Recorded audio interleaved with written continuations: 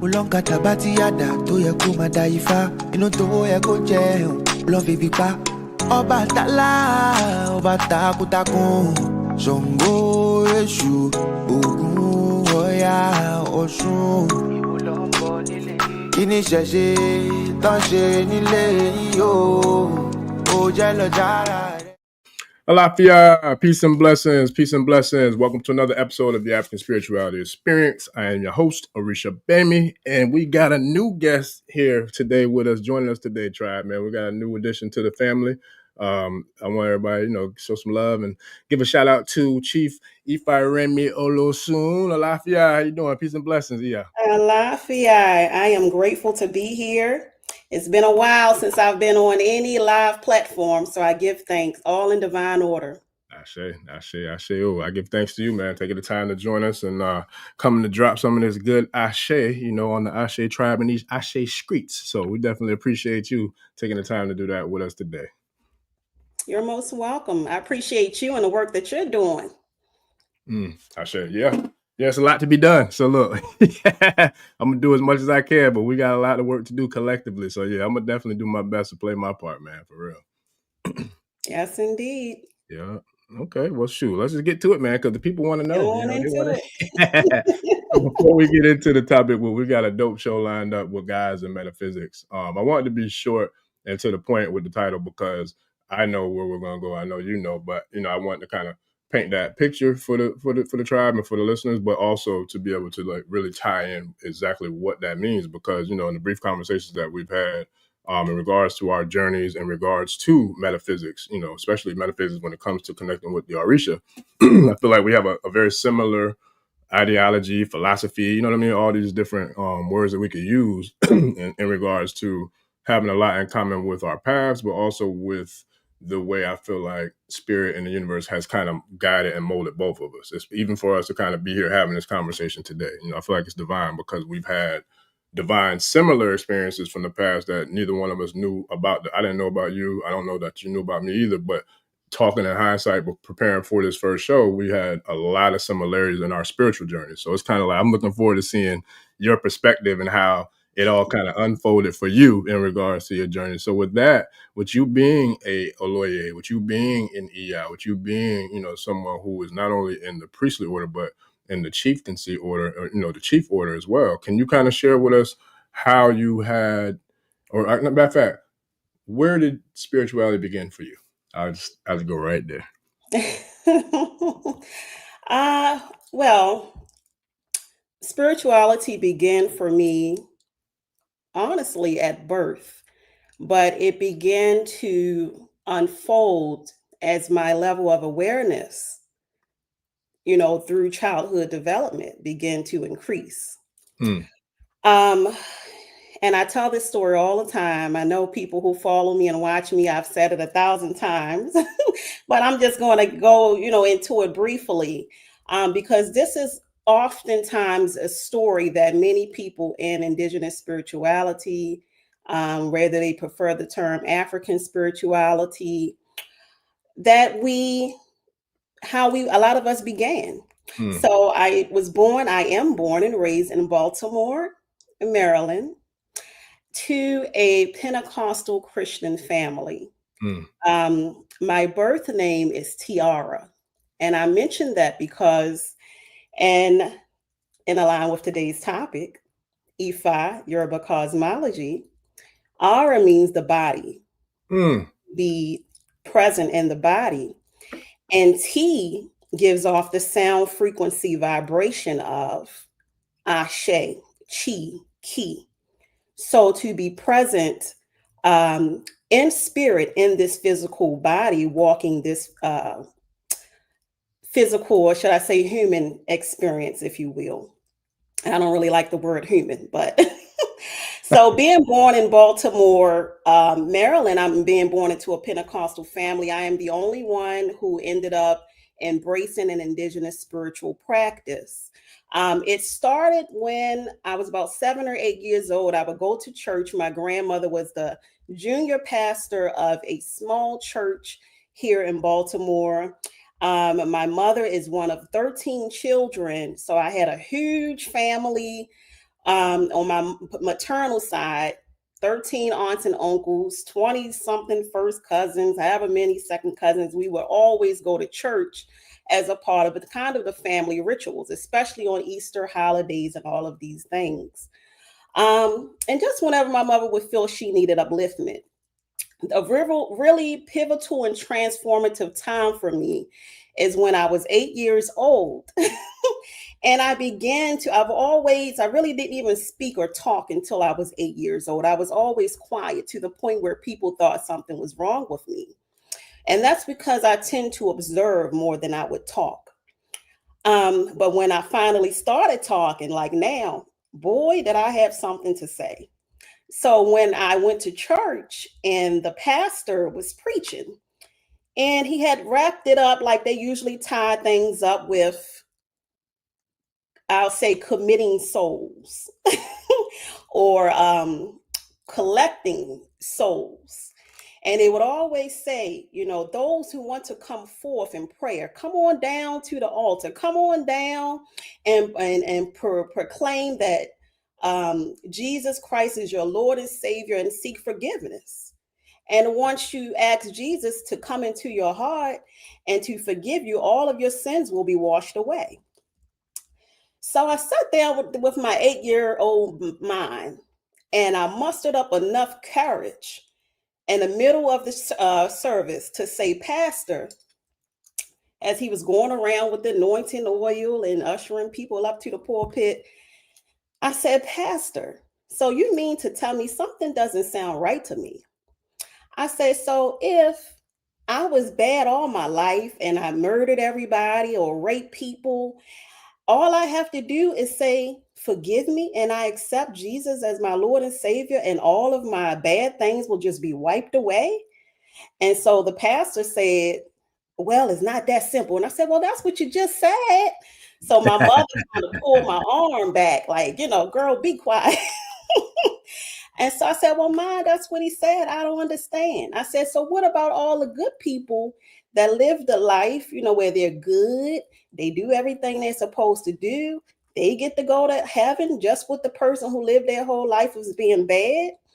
So the pastor and this continued until I guess I was about 14, 15 years old. Every time I would go to church, I would challenge the pastor. So he started, his name, may he rest in peace, Pastor Bishop Yancey. He started to kind of dread seeing me coming because he knew I was going to come with all of these deep probing questions and challenging his word. And, when they don't have an answer, and a lot of times in Christianity, they just kind of resort to because it just is, or this is the way of God. So that was my first introduction to uncovering who I truly was and emerging into who I am today. From there, which we talked a little bit about Ifa, Orisha Gbemi. From there, I would go to my local public library, which was free, and I would read books on Kemetic science, different types of African spiritual systems.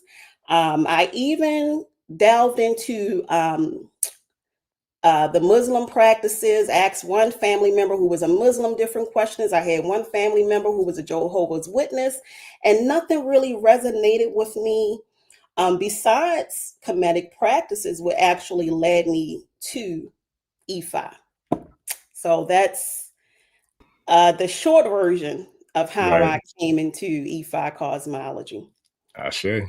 So what you're telling me is when you was in church, you was asking some legitimate real questions, but you was asking questions that sound like the folks was taking it as you out of pocket. Don't be asking no daggone questions about the truth around here. What's your problem? Like, why don't come around these parts doing that? What are you doing?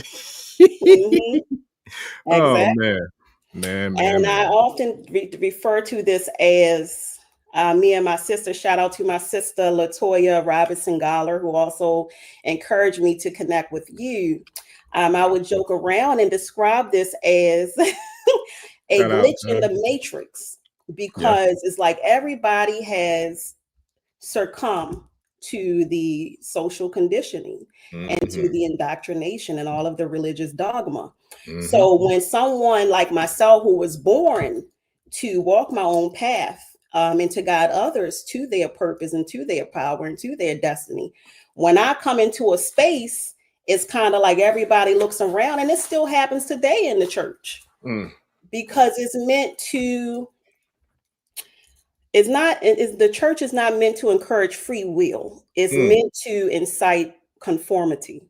So me speaking out was like, wait, there's a glitch in the matrix. What's going on here? Why is she? So, I kind of joke about that a lot.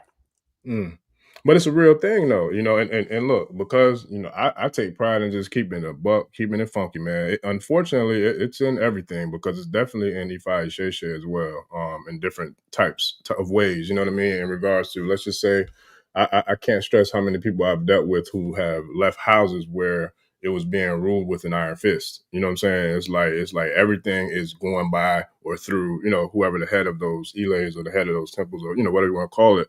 And it's crazy because I've had even people on some of the streams and the lives like be shocked because we were referring books to them, different books, to read or study or kind of, to expand in the journey. And they're like, oh, my Baba would never allow me to read a book outside of what he tells us we can read. And it's crazy to me, like how people want to use their position or their position, you know what I'm saying, to hold power over other people.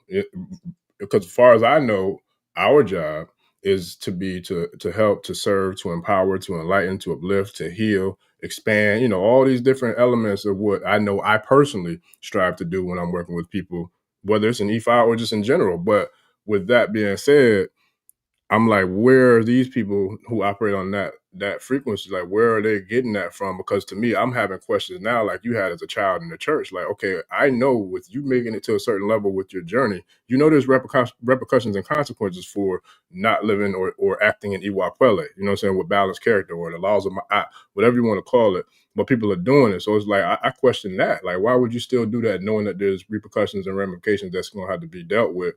You know what I'm saying? Eventually, in due time, it's going to happen. So it's something that's a real thing. But I think where I appreciate this conversation is, like I said, the similarities in the past, but also you have a totally different set of experiences than I've had. And I'm looking forward to kind of really diving into that, because one of the things that you didn't say, which I didn't expect, but I'm gonna say it because I like to brush other people's shoulders off and pop their collars. You know what I'm saying? I ain't gonna do it too much for myself, but I'm gonna do it for other people. But you are a powerful seer, and you told me about some different gifts and some different things that you've been able to do because of your gifts. Being blessed from spirit. So the core of this conversation is, metaphysics, the guys, the Orishas, etc., Kemet, but we also want to talk about this new earth, right? So with you being someone who's a seer, someone who has the gift to see, someone who I feel like is blessed with the gift of being able to see and respond and also disseminate information or messages from spirit. What do you see where we are now? What is it, July 20th, 2025? What do you see as the framework or the prototype for this new earth that we're ushering in right now? Because clearly the old one is definitely withering away. Yes, well, thank you for helping me to brush my shoulders off, and let me kind of rewind. Yes, I am also initiated into Ifa, Obatala, Oshun, Egbe. Prior to initiating into Ifa, I studied metaphysics, and I'm also a Reiki master teacher.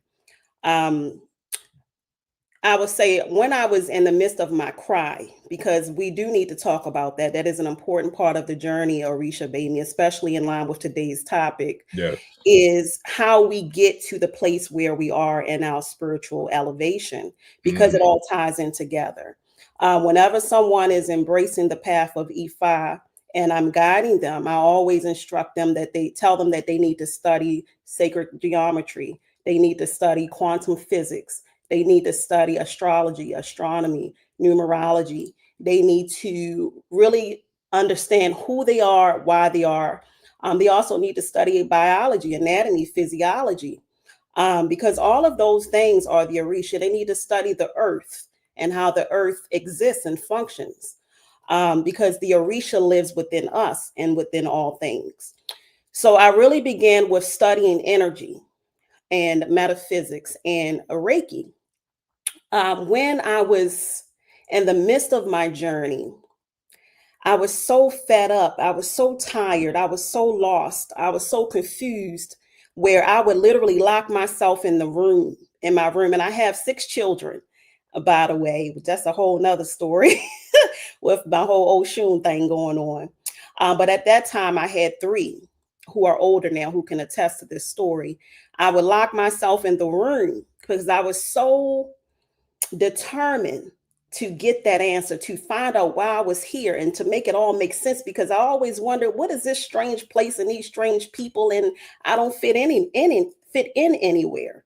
So I would sit in my room and meditate. I would create a crystal grid around myself with a bowl of water, sometimes a white candle, just pieces of information that I was learning through being up all night studying and researching different topics. Mind you, I'm a girl from Baltimore, born into a Christian family. But I knew that I had something inside of me that was different. So I had to dig it out. I had to pour it out. I had to go within to access that part of me and to activate or reactivate that part of me. So in my meditation for sometimes 3 hours, sometimes 7 hours, sometimes 8 hours, sometimes I would lose track. And my children would knock on the door, like, because I would bribe them. I would say, y'all don't disturb me for an hour and I'll give you a treat. But they would knock on the door and I'd be like, wait a minute, I'm still meditating. And they'll be like, well, it's been more than an hour. It's been 4 hours. Because in a meditative space, time is different. So you don't realize that you've been gone for so much time. But during those journeys, I was able to see so much. I was able to open doors and pathways and what I like to refer to as libraries. So it's like once you open these spaces within your mind and these portals within your mind, you can easily go back to those spaces to access those doorways again. So that's what I was doing through meditation. It got to the point where I even began to ascend from my body. So I was sitting in my room this particular time, and I felt my spirit raising up out of my physical body to the point where, and I realized it, I saw my spirit self was looking down at my physical self. And I'm at the ceiling in my bedroom looking down at myself in my meditative space. And I was kind of like, oh shit. Like, what did I just do? Look, So you done mess around and got doggone glitched the matrix for real. Yes. And so my spiritual team and my higher self and my spirit, in the spirit state that I was in, was like, okay, you want to go further? So I'm like, okay, I want to go higher. So then I ascended above my house and I'm looking down on, on my neighborhood. And so I'm like, oh my gosh, I can see my whole neighborhood. And then I went higher up. Now I'm in the midst of in the sky and I can see the whole aerial view. And then from there, I was greeted by what we refer to as an Ifa, my spirit group, or Egbe. And they said, they came to me as these celestial light beings. And they said, come on, let us show you around. So in my spirit, now I could no longer see my spirit self in a physical body form. I was just a celestial light. And so as a celestial light with my Egbe, I explored the skies and I saw that everything was energy. The trees was twinkling light. I could feel everything. We was communicating without words. Along with that, I would have dreams of white doves. I would have dreams of Obatella. I would have all of these different dreams of the Orisha trying to present themselves to me, showing me that this is the path for you. Leading me to this. This is why I always, and whenever I post, whenever I talk throughout all of my work, I always sign off, rise into your power. I sure. Because just to kind of go back to what you was talking about in the path currently in our tradition, how everybody is just kind of following everybody. It's become very cult-like, if you will. It's become very church-like, if you will. It's become more of do as you are told. Instead of what spirituality really is, which is personal Freedom. elevation and enlightenment and learning to connect with your higher self, your Orisha, Olodumare, Olorun, one-on-one first, because in doing this, you begin to understand the language and the language of how your ancestors, how your Orisha, how your higher self communicate with you uniquely. That's why it's called Orisha Da, is the original term for the word Orisha, which means one's own personal Orisha. Going deeper into that, and where I'm going with this is ultimately going to end up with highlighting that we are the Orisha. We are manifestations of Olodumare. The Orisha exists within us. And I'm going to spin on back around to that point by saying this. Do what you do. So, shutting up, listening, and learning. Yes, so we have to, get back to that understanding and building that connection with our Orisha, with our spiritual team. Because when we do that, we can begin to uncode the messages that's being sent from to us from the realm of the invisible. So, for example, my Oshun may communicate with me a particular way. My ancestors may appear to me as a bluebird, or I know my ancestors are speaking to me as opposed to a unwelcoming or unfavorable energy. So this is how you can discern what's good for you, what's not good for you, who's communicating with you spiritually and who's not. So you're not answering to nefarious, or should I say dark forces. This is my ancestors communicating with me because I've developed a system for understanding them and they know how to communicate with me. We've developed this language. And the same with our Orisha. Now, spin it on back around, because you said a mouthful in your introduction. I always say that when we follow the whole religious mindset of externalizing that in which we venerate. Those who believe that they are in power like that.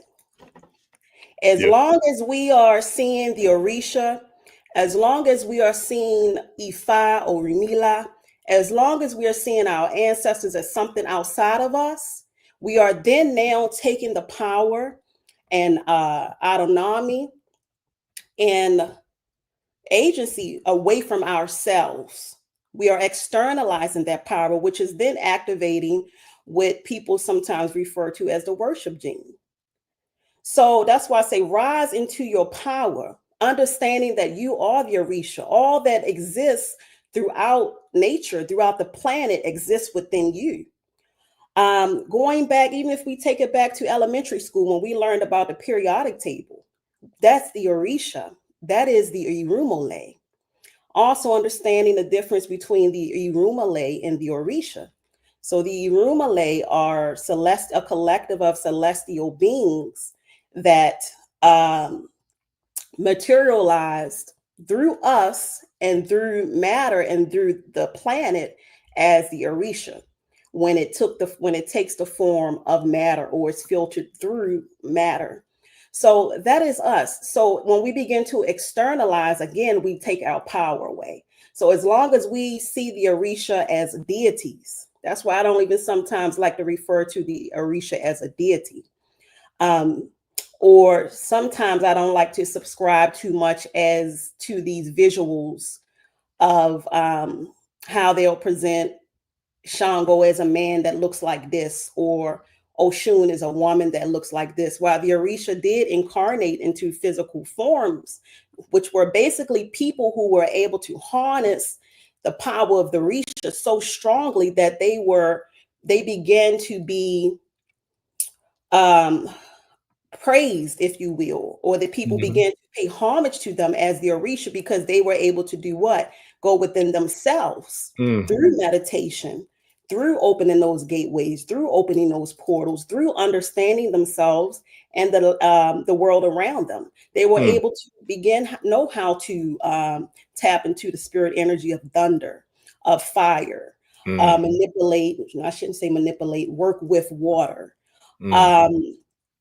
Iron, which sits at the core of the earth. There's also some people theorize that there is this magnetic stone. Some people going to know what I'm talking about, but there is a magnetic stone made of pure iron that sits at the top of the planet, that actually draws everything in, that creates a toroidal flow and energy. That's Ogun to me. So once you begin to study all of these things, you are calling your power back. But again, once we are praising, we are worshiping, we are kneeling down, even when we lose ourselves, thinking that when we go, we have to go to Nigeria, or when we go to a specific place, or when we adopt the whole idea that all of our ancestors came over here through enslavement. So that is also very limiting to our ability to tap into our power, because when we study, when we research, we know that that's just not true. And for me, let me say, everything that I say really comes through not books that I've read, although I've read books. And I always advise people, when you read, you want to take what you read and bring it back to self and make it make sense for you. A lot of people think because they done read a lot of books, they know a lot. Well, you may know a lot of information, but how do you apply it? Do you know how to apply it? Do you know how to use it?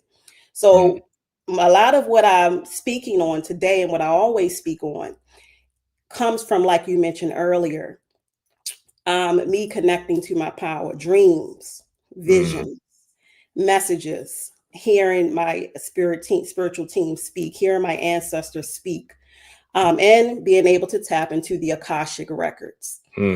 So with this, and allowing myself to dare to be different, you don't have to try to put ourselves in a box like you described earlier, and these elays. We don't have to try to revert back to our first or earliest or most convenient or most comfortable form of spirituality that was given to us through Christianity and all of these other religions in order to feel like we are doing something. Spirituality is knowing who you are and taking who you are. Once you go on the journey of self-discovery and building that relation again with your higher self and the most high source of organic creation, and tapping into your power. It has nothing to do with an elay. Even you'll get to the point where you won't even need your shrines when you do that, because shrines are basically conduits of energy. They're a way for us it's a way for spirit to work with us through a form of matter in which we can understand on our so-called level. Shrines also help us to ritualistically get in the habit of venerating what is supposed to really be our powers within. So that's important for us to know. But when we get into the whole elay thing and bringing Christianity into spirituality, again, we activate in that worship gene. We think we got to all dress alike. We got to all dress like we are Yoruba. We got to all dress like we're from Africa. Well, how about communicating with your spiritual team and asking the oldest people in your family about where you come from? Because when we believe that we come from one particular place, we're cutting off, remember that portal, that gateway, those libraries of ancestors who may come from Mexico, what we call today Mexico, who may come from Haiti, who may come right here, who was born here, from the inception of the planet, they were here. So we cut off with our American Indian ancestors because they have some powerful rituals for us. They may have some powerful tools. Some of them could have been wealthy. They could have been, so-called rich. But Cheap. we believe that we can only access our culture, our spiritual gifts, and our identity by believing what we have been told, that we have to go across the waters, that we have to go to Nigeria, that we must be African, that we must be put in a box to validate who we are. We're so much more than that. Through my truth, what I've discovered is, and what I have seen through the Akashic records and being able to go back in time, is that we are the original people of the planet. So we were all over the planet before Christopher, whoever the who, was known or was heard of, before he even came about, before the colonizers came into existence themselves, which is more recent, within just the past, 8,000 years, who we call today white people just came about. So we got to go, what happened? When people begin to rationalize and go within and to meditate, you think to yourself, who was here before they arrived? You mean this whole planet was barren? I mean, this whole country we call America today, nobody was here but the Asiatic Native Americans. So then when we go back and we think about our ancestors, what did grandmother say? What did great-grandmother always say? It has nothing to do with Christianity. They will always say, there's nothing new under the sun. And then when we go deeper, we understand that currently we are living out a cycle that's now being broken. I was sharing with my sister friend that it's kind of like a broken record of the timelines. Where your broken record just keeps repeating itself again and again and again and again in a new time period. Today, now we're in the modern times, but it's the same thing that happened then that's happening now. Just like we travel the world now. I just took a trip not too long ago to Florida. Last year I went to Belize. Before that, I've been to Nigeria. I've been to Ghana. I've been to Jamaica. I've been, all these different places. We did that before. There's nothing new under the sun. Facts. If we were doing that with the understanding, and accepting what our ancestors taught us, that there's nothing new under the sun, then we know that we are really a combination of a lot of things, we have a lot of different cousins and ancestors from all over the planet. When we let go of, like you said, that group think that a lot of elays adopt, when we stop thinking that we got to dress like the Yoruba, and let me say this, all respect due, and I give thanks for the people of Nigeria and the Yoruba tribe for preserving Ifa and Orisha cosmology the way that they did, because it is a science.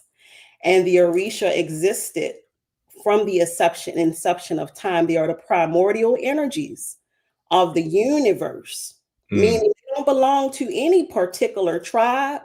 They don't belong to any particular race. So therefore, we can all tap into that power as organic beings to the planet, no matter where we come from. But the best way that we can do that is by honoring who we are. Most people are lost because we're taught that we have to always be the same, that we need to be the same. And this is one of the strategies that they use to divide and conquer. People always think about divide and conquer, that they divided us and conquered.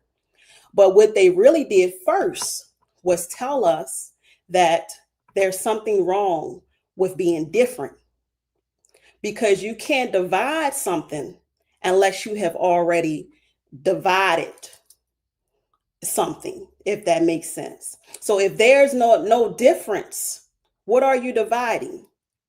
So they tell us that there's something wrong with being different, And they started this whole divide and conquer thing based on how they highlighted the need to be the same, and highlighted our differences, highlighted the need to be the same and suppressed our differences. So that's why a lot of people are lost. So, and for using myself for an example, while I have my own sense of style, I know and I embrace all of who I am. I have my paternal line on my mother's side. My grandfather was what they would call then, what they renamed American Indians to be called Cherokee. So he was Cherokee. I have ancestors from Congo, Cameroon. I have Mayan ancestors. I have ancestors from Asian ancestors. I have ancestors from IET. So I have worked, while Ifa is my foundation, I have worked with the Loa. I work with nature, performing nature rituals, and I adopt my mentality of the interconnectedness of all things, as my American Indians ancestors, as my American Indian ancestors did, in line with my grandfather. May he continue to rise in power. So sometimes I might wear some African clothes. Sometimes I might look like Tiara from Baltimore. Sometimes I may put some feathers, like I got this extra feather in my head to honor my American Indian ancestors. Sometimes I might put some fronts and golds in my mouth because I'm thankful for my hood background, because that took me all the places that I need to go and be unmesswittable through my spiritual journey to get the knowledge that I need. So we want to get back to embracing all of who we are. And we want to uncage and release our ancestors from all across the world. And we want to let go of the idea that we have to be the same and that we have to be in a box in order to be, because that is how they oppress us. That's how we become oppressed. Oh yeah, that's facts, man. Listen, so shout out to the tribe, because you got some Be More family up in here. Shout out to Be More up in the building. We appreciate y'all and these Ashe Screech with us. Man, Southern City. Yeah, look.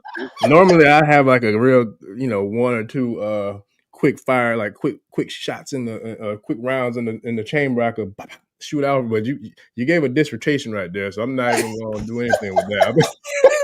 Look, I'm just gonna keep on riding down the street, and I'm gonna come up with some new ones, because I'm not. We'll be here all night with that one follow up, but nope. So I'm gonna go ahead and just keep on sliding. but you shared a lot, man, and real talk, like the people, the tribe, like they rocking with it because it's real, and there's so many different elements of that answer and response that it's just refreshing for me to hear it from someone else, because I feel literally, I mean, I'm stamping that with my I co-sign, because I feel like that's one thing I've never conformed to, is letting people put me in a box or letting people try to label me as something, because nobody has the right to do that. If you're not the universal prime creator who created all that is, all that was, all that ever will be, you can't put anything on me, because that creator created me, and I'm going to do whatever that creator leads me to do, or spirit leads me, in my mission to serve that creator. So therefore, I'm not really too much entertained with whatever other people try to put on me as a label, or, what I'm saying, none of that, because that's not what it is. And who are you to judge anyone? What I'm saying? I don't judge nobody, because it's none of my business what other people do or say or wear, any of that. But we live in a world where a lot of people are very comfortable with doing that. And what I'm saying? And I feel like it's something that has, unfortunately been very, very common, for people to do. But there's also people who ain't gonna have it. So at the same time, I don't want it. I don't want none of that bullshit. Leave that, keep that with whoever, When you think about it, when they take all of these things away from you, your unique identity, when the system, takes away all the things that makes you, what's left? A blank canvas for them to paint you how they want you to be. So again, that is how the oppression begins. That is how the control, begins. And that's the ultimate goal is, strip you of your culture, strip you of your history, strip you of your true identity. So now we get to tell you who you are, how you need to behave, how you should be, Yeah. Well, and that's definitely a double-edged sword. And I love, like I said, I love. I don't do it often. I think you and maybe shout out to Baba Kepra Patah, who hopefully I'll be getting him back in here soon as well. But y'all are the only two people that I've ever had like a conversation with, like someone who was new, introduced to me or I met new, you know what I'm saying, before we had the show. Y'all two are the only two I've ever had a conversation with prior to us doing the show. Everybody else, it just the first time they've been on, that's probably our first real conversation on the show. So it's like, because I had the opportunity to get a little bit of a sample of, you know what I mean, like where your journey has kind of, developed from and your process, it kind of gave me a lot of different ways I know I can ping questions, coming into this particular conversation, because what I love is the similarities and the love and respect for freedom and autonomy, whether it's spiritually, mentally, emotionally, psychologically, whatever, because most of us aren't able to do that. Even people in Ifa, and I'm not knocking a bash in Ifa, I'm saying that there are some people who are still in a conformity mindset or mind state or whatever the case may be, who conform to what people say you have to do this way. You better do that. No, that's not how it goes. It's like, I'm going to do what Orumila leads me to do and teaches me to do and advises me to do, not what you try to make me do. You know what I'm saying? Because you are not Orumila. You can't do what Orumila does. No matter how powerful or seasoned or veteran or whatever. And I got the utmost love and respect for all my elders and, all that. And I'm just saying, this is a generalized assessment of what I've seen in real life from my own experiences and also a lot of the people who I deal with in regards to like consulting or healing, experiences. So it's a very, very murky pool that, we definitely we're in the process of cleaning up, you know what I'm saying, and putting some good spiritual chlorine in to get that stuff cleaned up, man, so we can get everybody able to swim without catching any heebie-jeebies or nothing like that.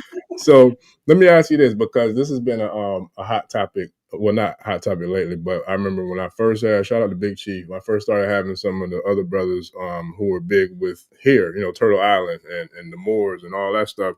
There was a lot of people who didn't get what I feel like you literally just gave a Sports Center highlight of, is how big the big picture is. I think some people were almost like damn near trying to make gang signs or, drawing sides like gangs, like the Bloods and Crips. No, forget Africa, forget da-da-da, it's America, this, da-da-da, you know what I'm saying? And vice versa. And it's like, nah, it's not that, because if you on that, I don't even feel like you even reaching a level of the frequency where it don't matter where you from anyway, because you still sitting there in the preschool, class talking about the dumb shit when we trying to build and create a whole damn nation and movement, and you sitting there talking about something to me that matters at all. It don't matter like one bit, like what you talking about. So for someone who I feel like has the same love and respect and reverence for the indigenous land that we live on here, but also, I don't know, the regards of how if you put one over the other or not, but to me, just listen to you, I feel like you love them both equally, the whole planet for that matter. But what would you say to the people who have that limited, I feel like, mindset or that limited vision that they only can see it from one perspective? Like, what would you say to those people who have that like, narrow-minded mentality that they look at or look down upon other people from different parts of the continent? I mean, different parts of the globe. I would say I would tell them to free themselves, to allow themselves to expand their mind beyond what they've been told or what they believe to know. So the conscious mind and the superconscious mind works like this. The more we're willing to open ourselves up to even consider or explore other ideas, then again, our higher self, which we call in Yoruba cosmology, the Ipori, our higher self, can then give us more information, more knowings, more revelations, more knowledge. So they are basically closing themselves off to a plethora of information. I always like to give this analogy. Say, for example, your higher self, your ancestor, your spiritual team wants to let you know that a lion is about to attack you. But because you haven't opened that gateway or portal in your mind, because you have maintained a limited or narrow view, you may have been told that lions don't exist. But this lion is really about to, take a bite out of your, what. So your ancestors we ain't are talking like, about crime. this lion about to tear the fur off of you. See it coming. But it's hard to tell somebody that a lion is coming where they don't even know what a lion looks like. And when they don't even believe a lion exists. So we have to first open those gateways in our mind through exploration, through adopting a childlike personality, and being curious. Allow yourself to be curious. If a person is afraid to explore or even wonder, even if they may have some already existing bias, it says a lot about a person who will allow what they've been told or pre-existing bias to keep them from even looking into it to see what it may mean for them. So I would say allow yourself to consider the possibilities of what may be, because you may be surprised at what you may find. And then once you are aware, the more information you pour into yourself, the more you read, the more you discover, the more you uncover, then your spiritual team, your higher self has more to work with to get information to you. So I hope that I'm making sense. Oh yeah, no, I say Like nah. they have more to pull from, and you have more to pull from, because you've expanded your mind beyond these bounds and beyond these really non-existent limitations. You mentioned before the new earth. Yeah. And I want to talk a little bit about that too, because it's still it's still in the line with expanding beyond these boundaries, what we've been taught, what we've been told, or even what else. Sometimes I challenge my own beliefs. Yeah, yeah, me too. But I feel like you have to though.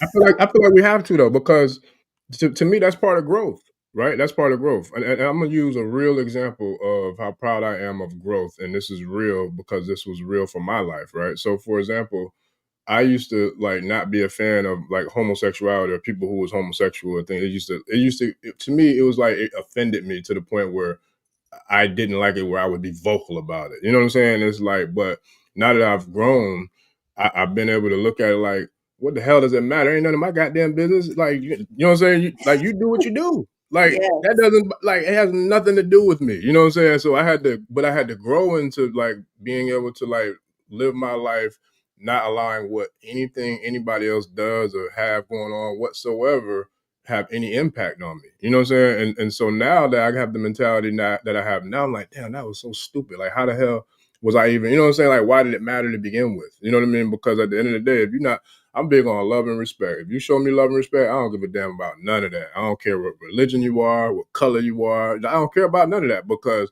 I move off of energy.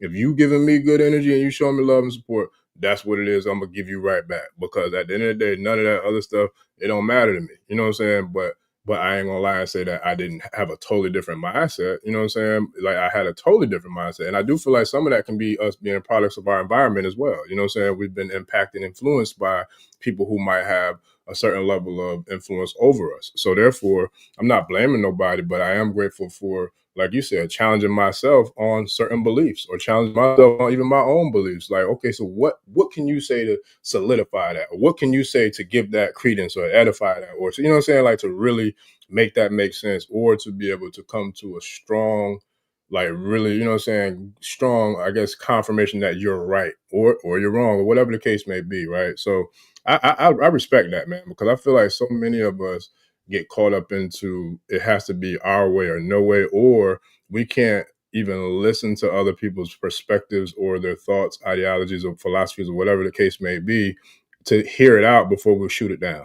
You know what I'm saying? So it's like that's a big thing that I really look forward to us being able to get past and move forward over, especially when it comes to where we are on the planet right now with the time and the things that are going on. So I love that, and I respect it, because I don't feel like a lot of people will challenge themselves, or, you know what I'm saying, like call themselves out like that. But I take pride in doing that, because I feel like that's going to help me grow, and also help me to communicate and connect with the people who I'm for as well, because I feel like there's nothing more relatable than authenticity.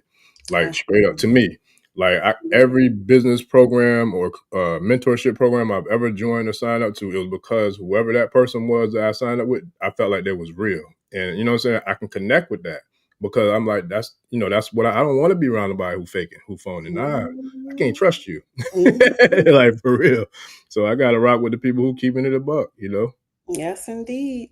Mm-hmm. As we're getting back to embracing who we truly are, our on this authenticity, and all of who we are, you mentioned before, I want to clarify that I do love everybody. And I'm not making it of versus. Mm-hmm. So us born here versus Africa, and we ain't African, and we ain't so the thing is, we're all one big family.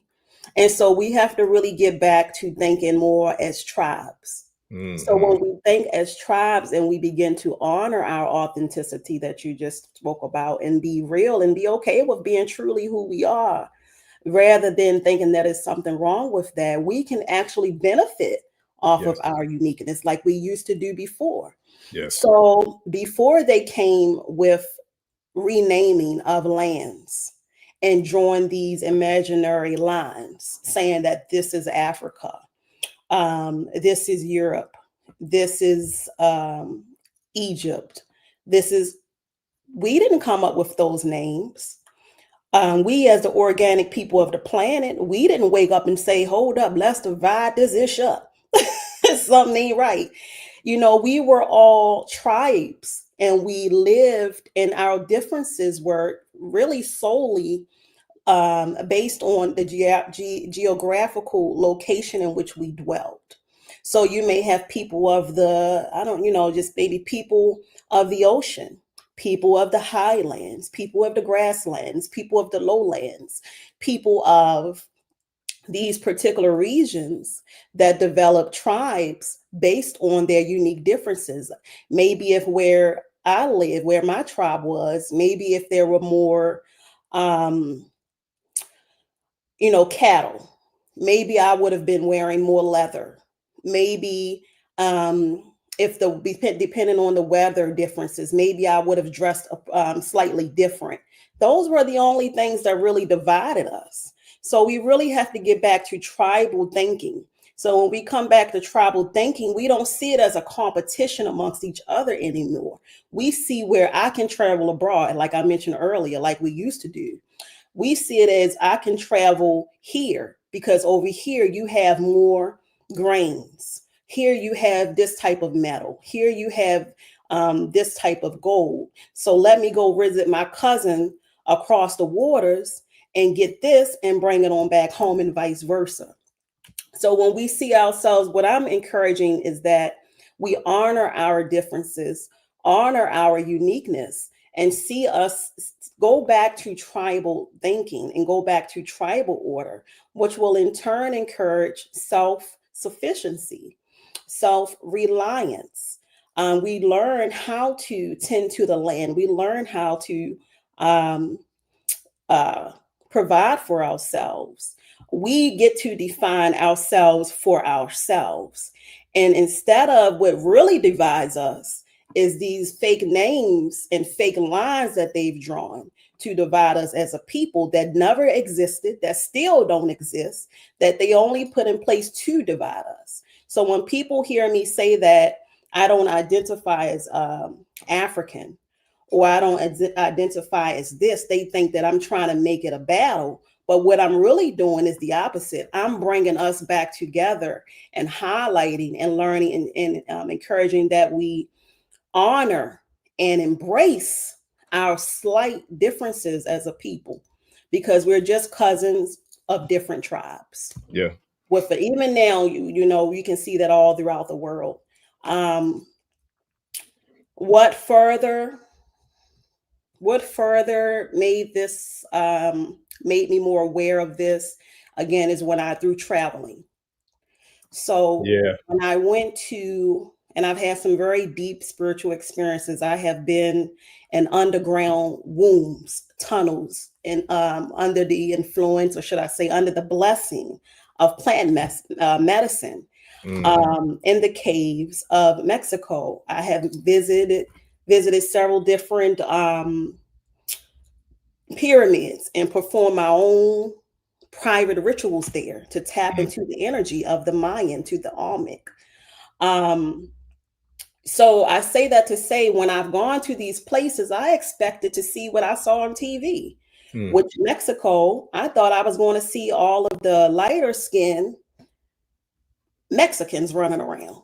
Yeah. But what I saw was a lot of people that look like me. Yeah. When I went to Belize, I thought it was going to be a lot of the light-skinned people. What I saw was the Garifuna. And a lot of people that look like me. When I went to Ghana, when I went to Togo, when I go to Nigeria, when I went to Jamaica, wherever I go, all I see, you know, are variations of me and those in my family. We're all cousins, but we have slight differences, and those differences are okay, because that's what's going to make us be able to survive and come together and thrive as organic people of the land. So I just want to point that out. I love and appreciate everybody. I say. And I honor. I can't. So for me to discredit anybody in a particular region, that means in some sense I'm denying a part of myself, because I feel we are one. All organic people of the planet, we come from who? The same mother. We come from the same primordial womb. Yep. We are one. Who was that? That Frankie Beverly? That saying that we are one. Who sang "We Are One"? Tribe, help me out with that one. I can't remember who sang that. We are one. That's facts. Matter of fact, I'm gonna do a quick. I'm gonna take off on a quick exit because I'm gonna pull something up. Since we talking about cosmology, man. Look, I was hoping you didn't say nothing about Ghana because I was trying to save that for later. So literally, but because we both, you know, been blessed, and I mean, I'm truly grateful. We've both been truly blessed to visit the Ooni's palace in Ile Ife, right? So this is where I got this picture. It was when I was getting the tour from the, you know, the brother that was giving us the tour, and I'll never forget when I saw him. Like, yo, that is dope. Like I done shared it I don't know how many times on the channel, but I wanted to pull this up, man, because when I saw it, it spoke to me. Like it really spoke to me to the point where, matter of fact, I'm gonna get this framed. I'm gonna get that like printed out, and I'm gonna frame that picture because it's powerful. And it goes to everything that we, you know, kind of led up to earlier, you know, coming into this point where we're at now in the show. But this is what we have receipts for. In Ile Ife, there's a lot of receipts to a lot of of our story that debunks his story. So therefore, I know you've probably seen this on your tour, but what does this say to you? Someone who has, I feel like, a deep who has a deep connection to Kemetic space, but also to Ifa, but just the spirit alone, especially with, I didn't even get to go back to, which I want to, is your experiences with meditations and the voices and the communications with spirit. So I'll go back to that. But what does this map mean to you, someone who has a deep tie to metaphysics and spirituality? This map means to me, I'm so happy that you pulled this up, and I'm really happy to see it, because I think I told you when I first reached out to you that you are really also the only Orisha that I've seen in a public platform really tie all of this in together and honor and acknowledge the metaphysics and energetic aspect of the Orisha in, you know, in a very open-minded way. Like you say, you don't limit yourself and you don't limit those who come onto your platform. So thank you for that. But as I mentioned earlier, the primordial energies of the universe. So I describe to my godchildren or clients, when, especially someone who's new to indigenous spirituality, Mm-hmm. when they want to understand how are the Orisha a part of all things? Mm. How are they the primordial energies of the universe? How Mm. did it work? I like to say that Olodumare is the light, and our Ori is a prism. It's like, imagine it's like a clear, crystal-like circular shape, but it's not completely circular. It has, different points and aspects of it. So when Olodumare, being the most high organic source of creation, being the light shining through this ball prism, what comes out are the different aspects of the Orisha. So it's different light frequency energies that materialize and partake or not partake or partook, but were essential to the creation of our universe, our physical bodies, and all living organic life as it exists. So along with what you have here, the Orisha can also be found in our chakras. I sure. Now there are different interpretations of this, but to me, as when you study it and you look into it, you may see people, describe it differently. But for me, Obatala is a part of the Ori, and the Ori is Ori, our head, our consciousness that's connected to our higher self. That is the pure light, pure, untampered, unchanged, manipulated light version of ourselves that is still connected to our higher self in heaven, that is connected to Olodumare. So Obatala also represents, of course, Jupiter, knowledge, wisdom, our Ori, our mind, pure light consciousness in its state. When we meditate, we go into a monk-like state, which is the energy of Obatala. Obatala is the energy and the innocence, too, of the light through which a babe child is born.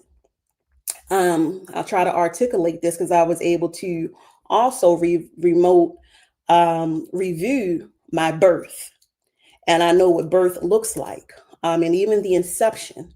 As I carried my children, I saw what they look like in a spiritual form. And I saw the process of them coming into my womb and materializing into the physical.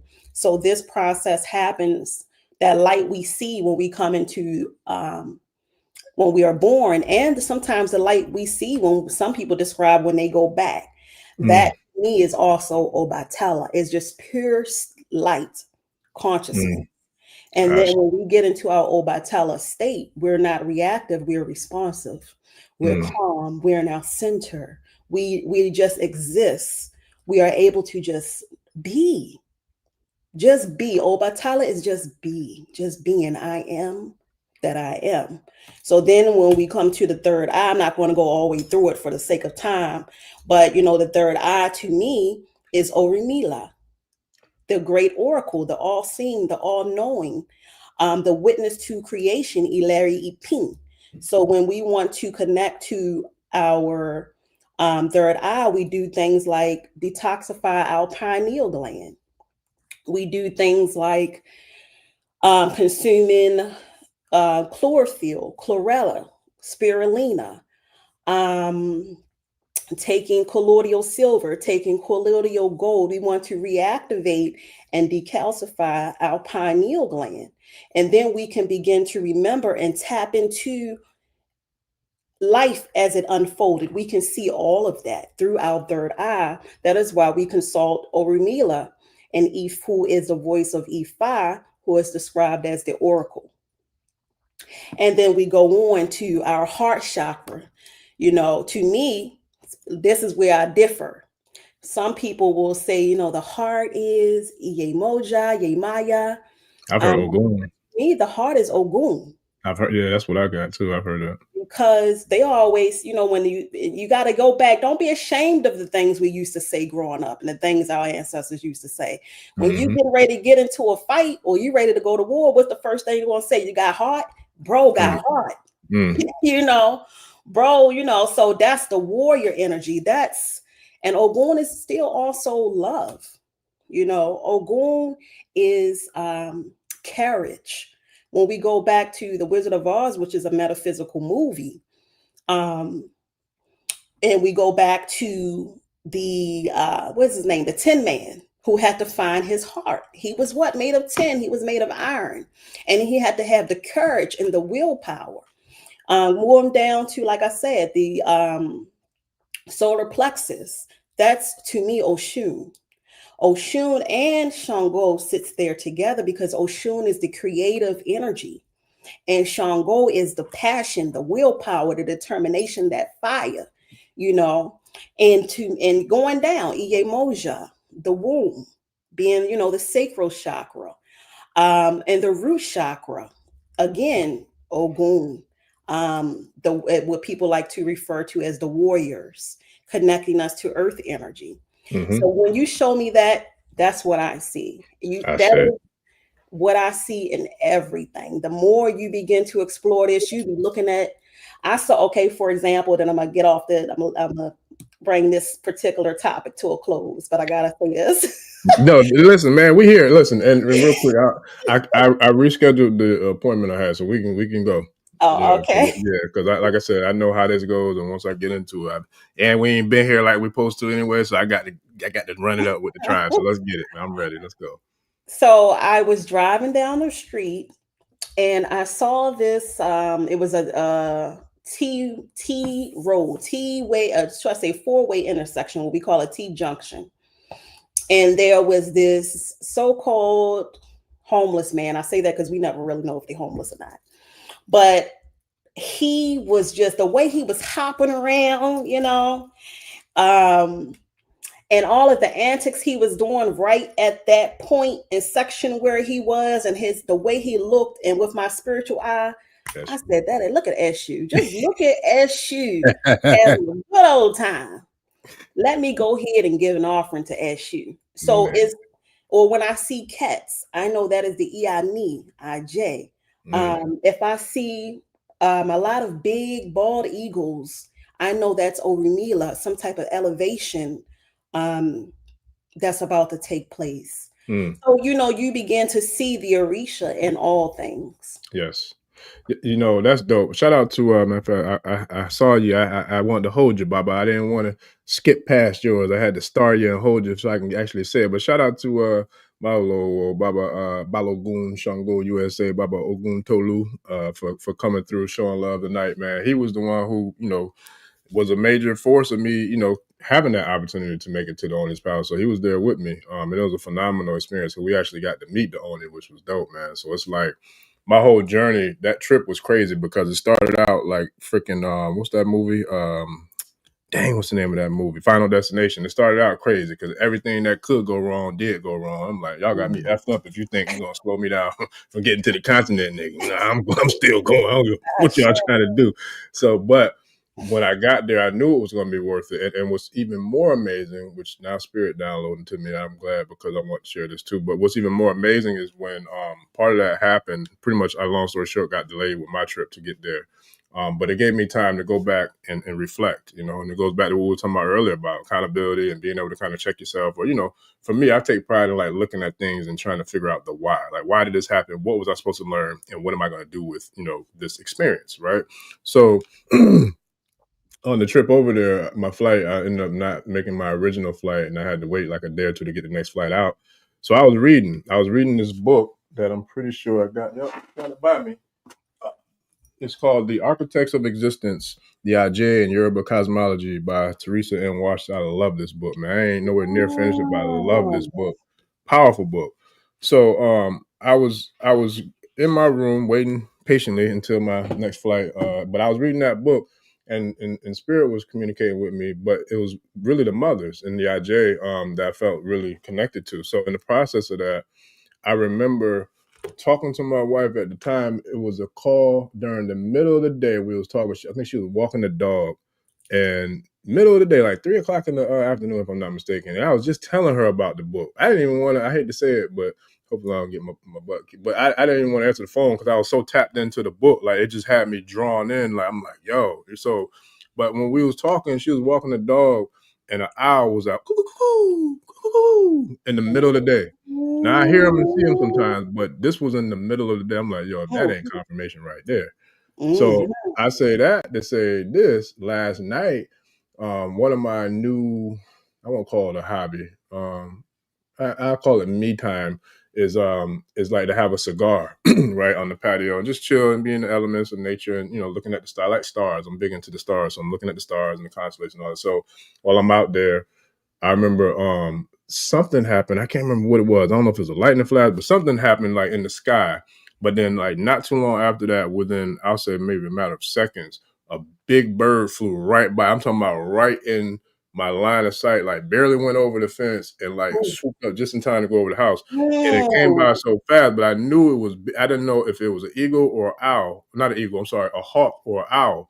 So I wanted to think it was an owl because they primarily move at night, but it wasn't super late at night. So I'm sure hawks probably be up, moving around too. But my question is to you, because you mentioned like a lot of different animals that have symbolisms or metaphorical connections to the deities. Who would you say is the owl? Like who would you, who do owls represent? Definitely when you were reading the book about the Iamiaje and you heard the sound of the owl, owls. So I saw a video. Two experiences reinforces that for me. First of all, that generally speaking, birds in general are, a one way that the Iamiaje Osaranga manifests through birds generally. But when I went to Portland, Jamaica, my spirit always takes me, whenever I travel, is for a specific reason. Either my energy needs to be there, or I'm going to get some downloads or have experience and visuals that I need to elevate and to ascend. So while there, I ended up being, the Airbnb was created to be like a sanctuary by a native who became a doctor who lived abroad in the US, but he set it up where he had wind chimes all around. He did spiritual protections. I had no idea this would be the Airbnb where I would be staying. But he had the wind chimes all around. He had peep workers who were his family members told me that he had did spiritual protections all around. And I was on the edge of a cliff and I was just going into so many deep reflections. I was watching the waves retract and come up against the shoreline and contract. And I was thinking about the push and pull and frequencies and all this stuff where my mind usually goes to.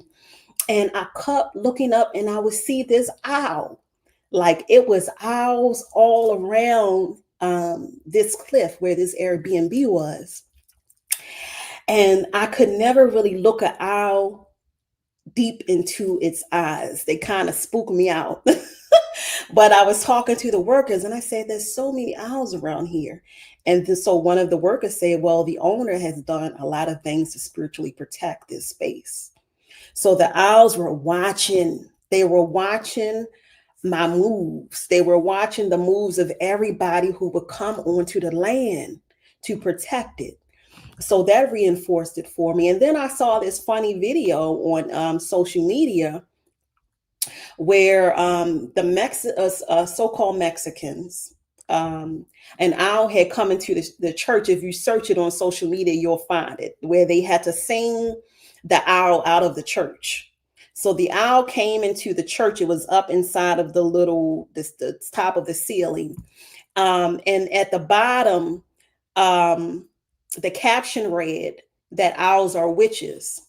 So when they come into the space in a Mexican tradition, they will sing to the owl. And it was so funny because as they sung to the owl, this wasn't AI, this wasn't, scripted or anything. You could see this was real in real time.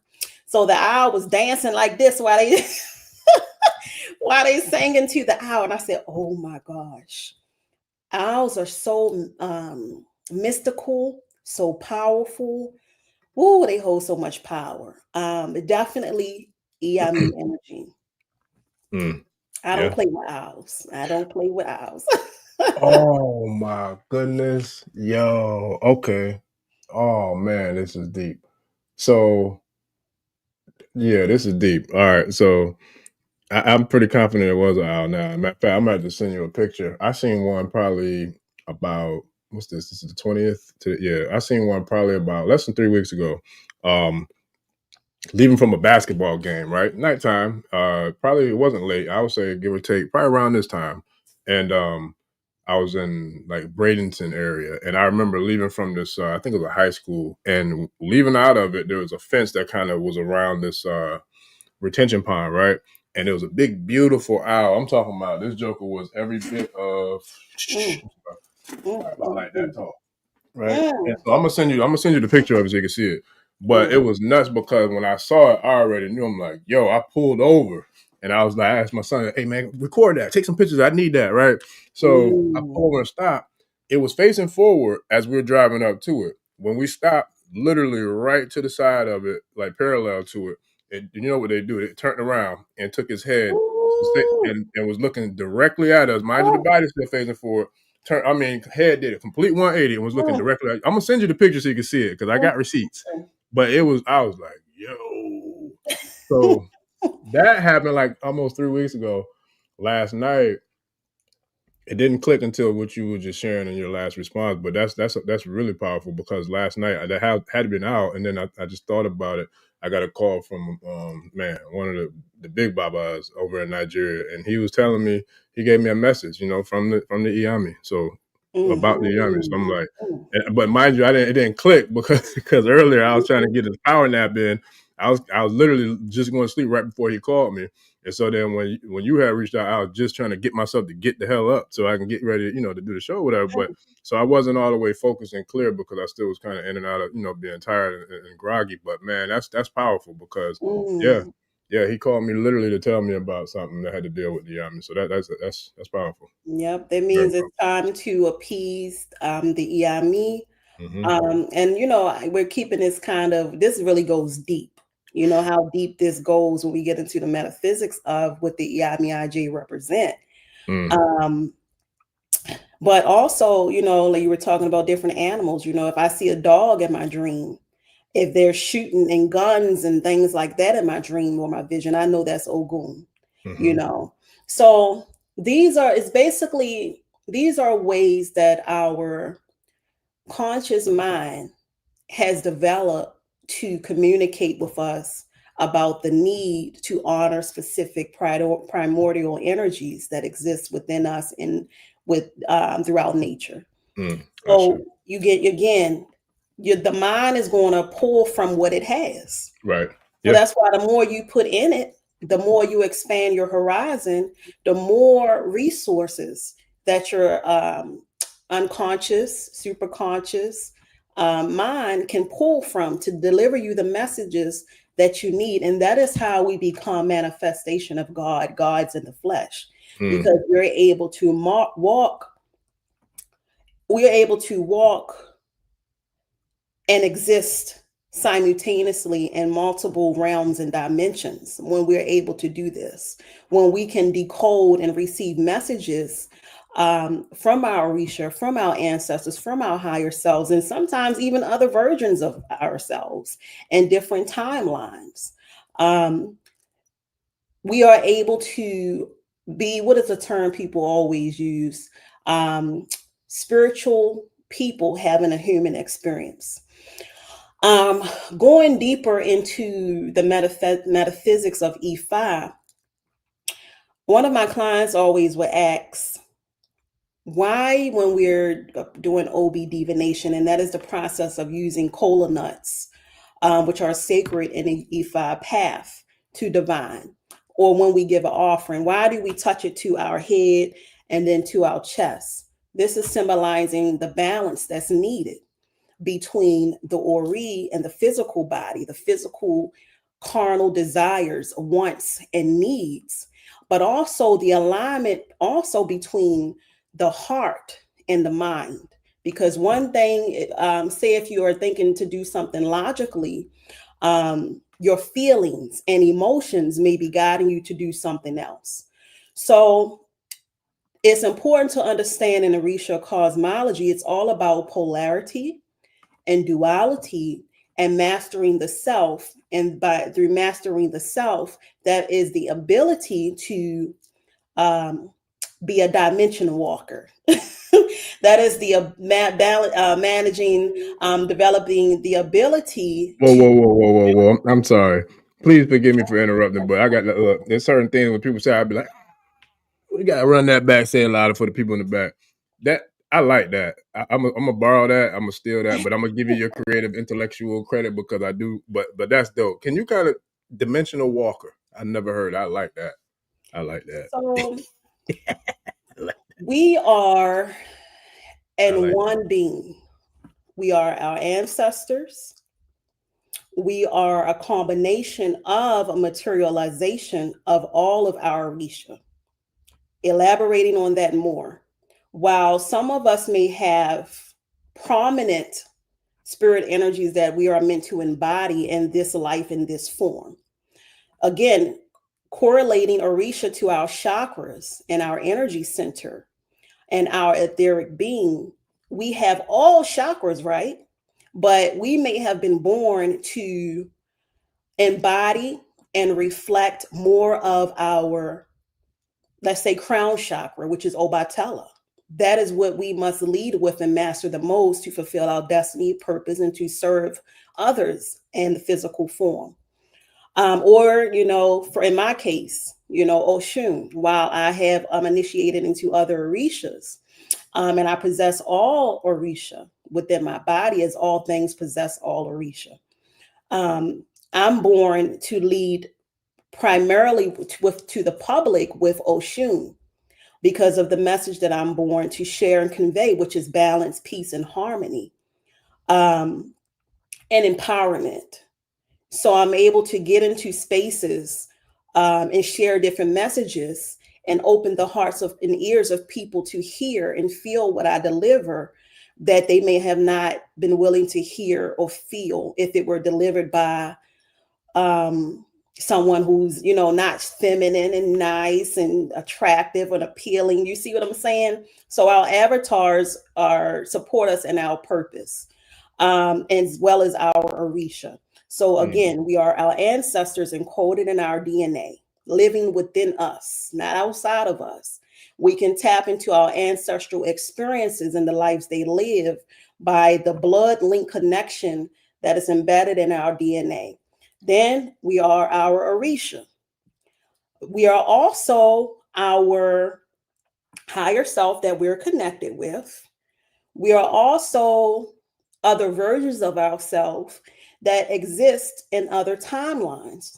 When we study more about metaphysics and quantum physics and all of these things, we learn that time is not linear. Nothing is linear. So direction, systems, addition, subtraction, all of these things they have created is really to try to help people and for themselves to understand and conceptualize existence. But when you begin to astral travel, when you begin to meditate, when you begin to develop that relationship with your higher self, your Orishas, other versions of yourself, your Egbe, your ancestors, other forms of yourself, leading to the next thing that we are. In other realms, this may, I don't want to say go over top of some people's head. Look, don't worry about it. Look, don't worry about it. In other realms of existence, we are also that. So we have to begin to synchronize all of who we are in order to move and dwell and be in our highest form in this current realm, place, state of being.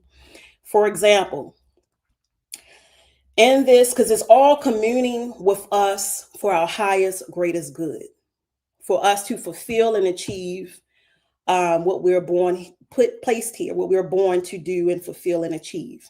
I like to say that we are all playing out, like I use this analogy a lot, we are all playing our own instrument in the grand symphony of life to create a harmonic sound that fosters elevation of the collective consciousness. Again, so we all have everybody emits its own frequency, its own sound. Every life, every soul, billions of us. But when we all vibrate through being able to commune with all versions of ourselves and stay balanced in our heart and in our mind and in our center, we are able to turn the volume up on our frequency and our sound to create a harmonic tune that has the power to transmute, transform, transcend, and alchemize our very reality. And so this is what some who want to maintain domination, power, and control don't want us to know. They don't want us to know that we are frequency. And by mastering our frequency as individuals, we have the power to change the whole frequency of our existence. So going back to who we are in other realms, the version of myself in other realities, we look different. We're not only human. We're not only so-called, well, I don't like that word, human or people. In some realities, in some dimensions, we would be the so-called extraterrestrials, or what people won't usually see to be extraterrestrials or aliens. So through my dreams, through my visions, I have seen myself in my past life. I've seen my past life. In the past life, I was a man. I've also seen myself as a so-called alien. In this life, I know that there's a version of me in some part of reality, knowing that we are multidimensional beings. Again, coming out of the unboxing, coming out of the putting ourselves, the limited thinking, we can really fully that's what we were born to do. We're born to know thyself, to study and master ourselves. And to do that is to elevate the frequency of the planet and serve our purpose of the highest, greatest good.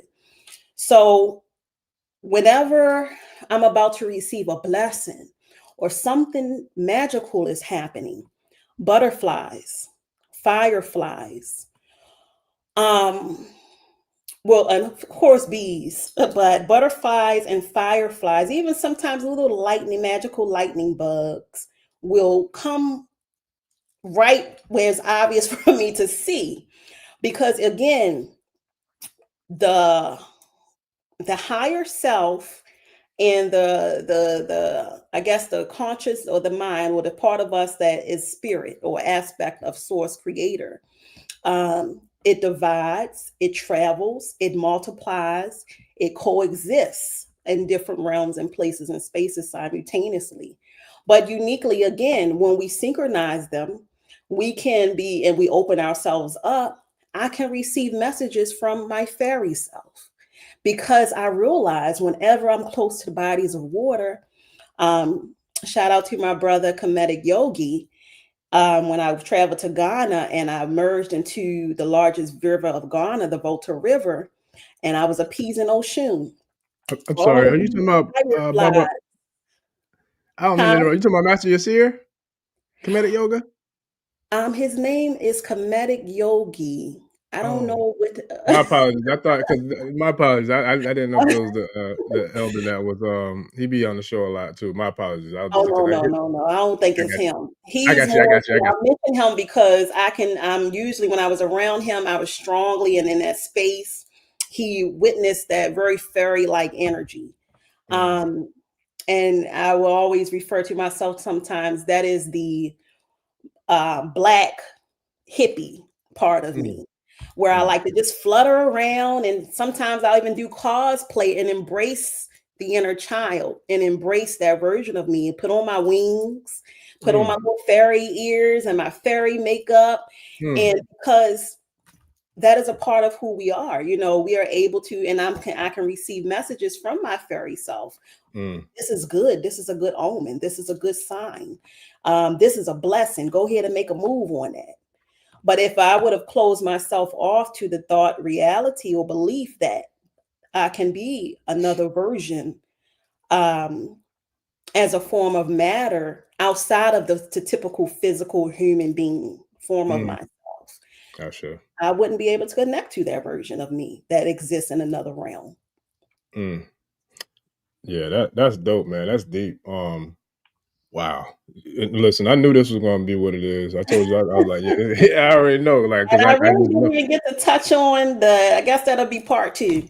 Well, But listen, the how new much longer earth you got? and getting more into the binary code of Ifa and the masculine and feminine and how that shows up, and the Odu, how that shows up with the Opon Ifa, and the markings when we see 1 mark, 2 mark, and Oshun and Parthenogenesis, and the whole metaphysical aspect of Ifa and the Orisha really goes deep, but it only can go as deep as we're willing to allow it to go. That's fact. And this is all that's going to really inform us for the new earth, how to reclaim our land, how to reclaim our riches, our wealth, our birthright, is by not adopting the worship gene. Is by not limiting ourselves and our thought processes and exploration and embracing the inner child. Is by getting into the science, because that's what these people have gotten into, that has learned how to usurp and use the conjure and the juju to take they took our conjure, our juju, our magic, to take what is rightfully ours, and then told us to abandon it, to forget it. Yeah, you can practice it as long as you run back to Africa and think you a slave and think that you got to bow down and worship something outside of yourself, while we harness the real power and steal your birthright and take all your shit. So we got to get back into the science when we give offerings to the Orisha to send away unfavorable things or to manifest blessings. Ask questions like, why is this working? What is the alchemy? What alchemy is taking place? What is the alchemical process that's making, which I am a living testament and truth and proof that it works? It works. We can see it works because they've stolen all of it and been using it. So, but we got to reclaim it. We got to get back into the science. We got to dig deeper. We have to understand that while we go to Nigeria, we get initiated from the people who have preserved the knowledge. We give thanks to the Yoruba. We give thanks to all the Babalawus and Iyanifa who are helping us to go through the process of fortification and reclamation, because they kept that away from us here. So for me, I had to travel all the way across the world to get the fortification, to break those generational curses, to break those spells, to break those chains, to break those cuffs, through all of the different juju rituals that they put in our birth certificates, that they put in every contract that we sign, to everything that we watch, the food that we eat, the frequencies in the air, the chemtrails in the air, the everything, the cults that they have, all the stuff that they're doing behind the scenes to borrow, steal, and siphon and usurp what is ours. So with that being said, while we go over there, we have to understand that this is why we got to honor our differences. It doesn't mean we got to be in competition or fight. The interest that they have in Nigeria, Yoruba land, don't align with our interests. Their conflict, their fight, their battle, their lived experiences are not the same as ours. So that's why we must take the knowledge and information and evolve it to fit the needs of what we need here, rather than attempt to mimic how they dress, mimic how they sing, mimic how they infuse it into their culture, mimic how they talk, mimic, try to speak in Yoruba. You notice I have a Baltimorean accent. That ain't going nowhere. My 7 generations back, my maternal line, my grandmother's from Churraw, South Carolina. And I know every name of my maternal mother going 7 to 8 generations back from Churraw, who were part of the Churraw tribe. So that's my accent. So when you go to Ghana and the Akan people, or when you go to Benin and Togo, they practice Fa, but they may be using a whole different language, but they make it their own. Are they wrong when they don't say it a particular way, exactly how the Yoruba are saying it? Go and tell those people that's practicing Fa or Afa that they don't have no power. Something wrong with them because they're not saying it like the Yoruba. So it's about the frequency, it's about the intention, it's about the sound vibration of what you're speaking, and the knowledge and the full understanding of what you're saying that ultimately empowers the metaphysical aspect, that makes it powerful, that makes it work. So we have to get back into the alchemical process, and we have to understand that we don't need to mimic, we don't need to adopt, we don't need to try to be something that we're not. We need to evolve it to meet the needs, to free ourselves and to free our people on this land. Everybody else has done it within their culture and within their countries, and to, serve their own interests. But a lot of us are still suffering from post-traumatic so-called slave syndrome, or as prisoners of war, oppression, suppression, systemic racism, and all the things that we have been through, where we are suffering from overall complex traumas that's preventing us to let go of these crutches. So we have to let go of all of these crutches. We have to let go of, I have to be this or I have to be that. Be yourself, trusting yourself, believe in yourself. Yes. Honor yourself and your ancestors, and be proud of where you were born. Going back to Ori and the metaphysics of Ifa, the Yoruba, and in the line of Ifa cosmology, we choose our destinies. We do the life review. I saw myself do this as well through my astral travels. Before we come, we decide if we're coming. We decide where we're coming. We decide the experience we agree to have and need to have. And we decide where we're born. So of all the places on this planet, if you were meant to be born in Nigeria, you would have been born there. But it's a reason that you were born on this land that some call Turtle Island. That's because you're meant to vibrate. I'm not saying that you have to be bound by this land, but I'm saying there's a reason. You can still travel and have properties and land and live here. This whole land, all of this shit is ours. But understand that you have a duty, a responsibility, and a purpose and a reason that you were born here. So embrace who you are. Don't be ashamed of any part of who you are. That is true liberation. That is true freedom. That is how we alchemize. That's how we pull from all of who and what we are to be who we are born to be. So that's what I want to share. I know it was a lot, people, but it's just in me to get this out. No. That's what we're here for, man. Like, and I appreciate it. I knew I be knowing what's gonna happen when I guess that I do, because I know the tribe. I know the tribe. They know me. And then I just know, whenever I talk to somebody, all it takes, it could be a conversation that's 3 minutes, it could be 3 hours. But once I get a feel for their frequency and where they are and what, who and what they are, oh man, because that just it's like a runway. Some runways are longer than others, but it don't matter. If I got enough space, we're gonna take flight. And I knew we were gonna take flight. And listen, that's what it is, man. And it's so much, like you said, it's so much more we were supposed to cover, but spirit is doing what spirit do, and it's divine. How much time do we have? I know it was a set time that we couldn't go past. How much longer we got? I was saying by 10, so we got about another 2.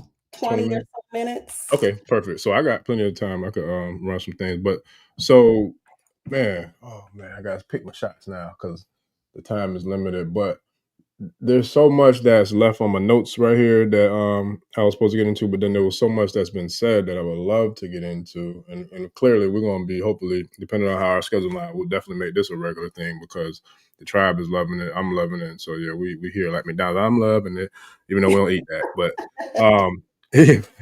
but okay, so hopefully I can get back to the meditation and the communication with spirit and the deities and all the ancestors and all that. But one of the things that we didn't talk about this, but I would love to hear your perspective because you mentioned it's so crazy how this happens, but you mentioned something that I literally just had a conversation last night with another Oloye about the significance of whether or not if a prayer, well, the conversation about a lot, but this was one part of it. If a prayer is received or has more potency or power or ashe if the prayer is said in Yoruba versus if the prayer is said in the whoever the practitioner's native tongue is, and then the ashe of the practitioner, right?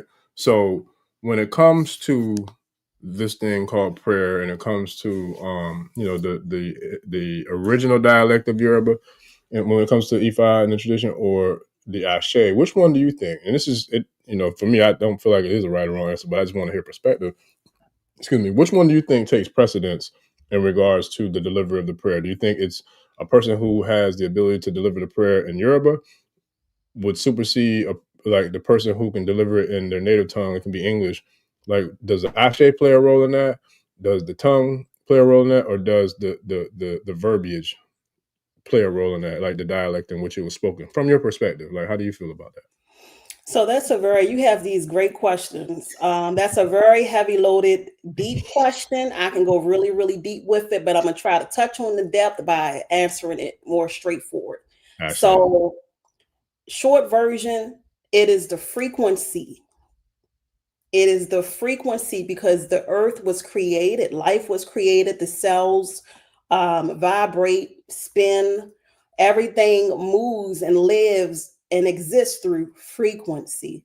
Now, I also must give credit where credit is due because, again, the Yoruba, which I'm sure I'm not saying that right, but the Yoruba, the beautiful thing about the Yoruba language is that it is naturally able to capture the frequency because it is a tonal language. So it's spoken in do, re, mi.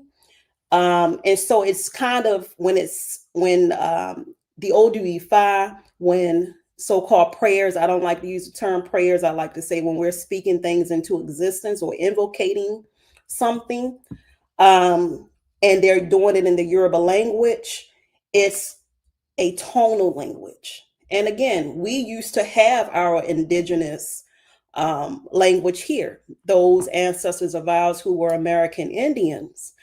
But that's why they stopped us from using the language. And our languages has always been about frequency, and it always have been tonal. From the time that we're born as babies and we cry, it's about frequency and sound that gives it its power. But I must still acknowledge that it is a tonal language. The Yoruba language is a tonal language, and it's old and it's an ancient language. So the language in itself does hold much power. Now, however, at the same time, that doesn't take away from our power. That doesn't mean that if you don't speak Yoruba language, you still cannot emit a powerful frequency in your own way, in your own right. What ultimately also further enforces and strengthens the frequency is the person.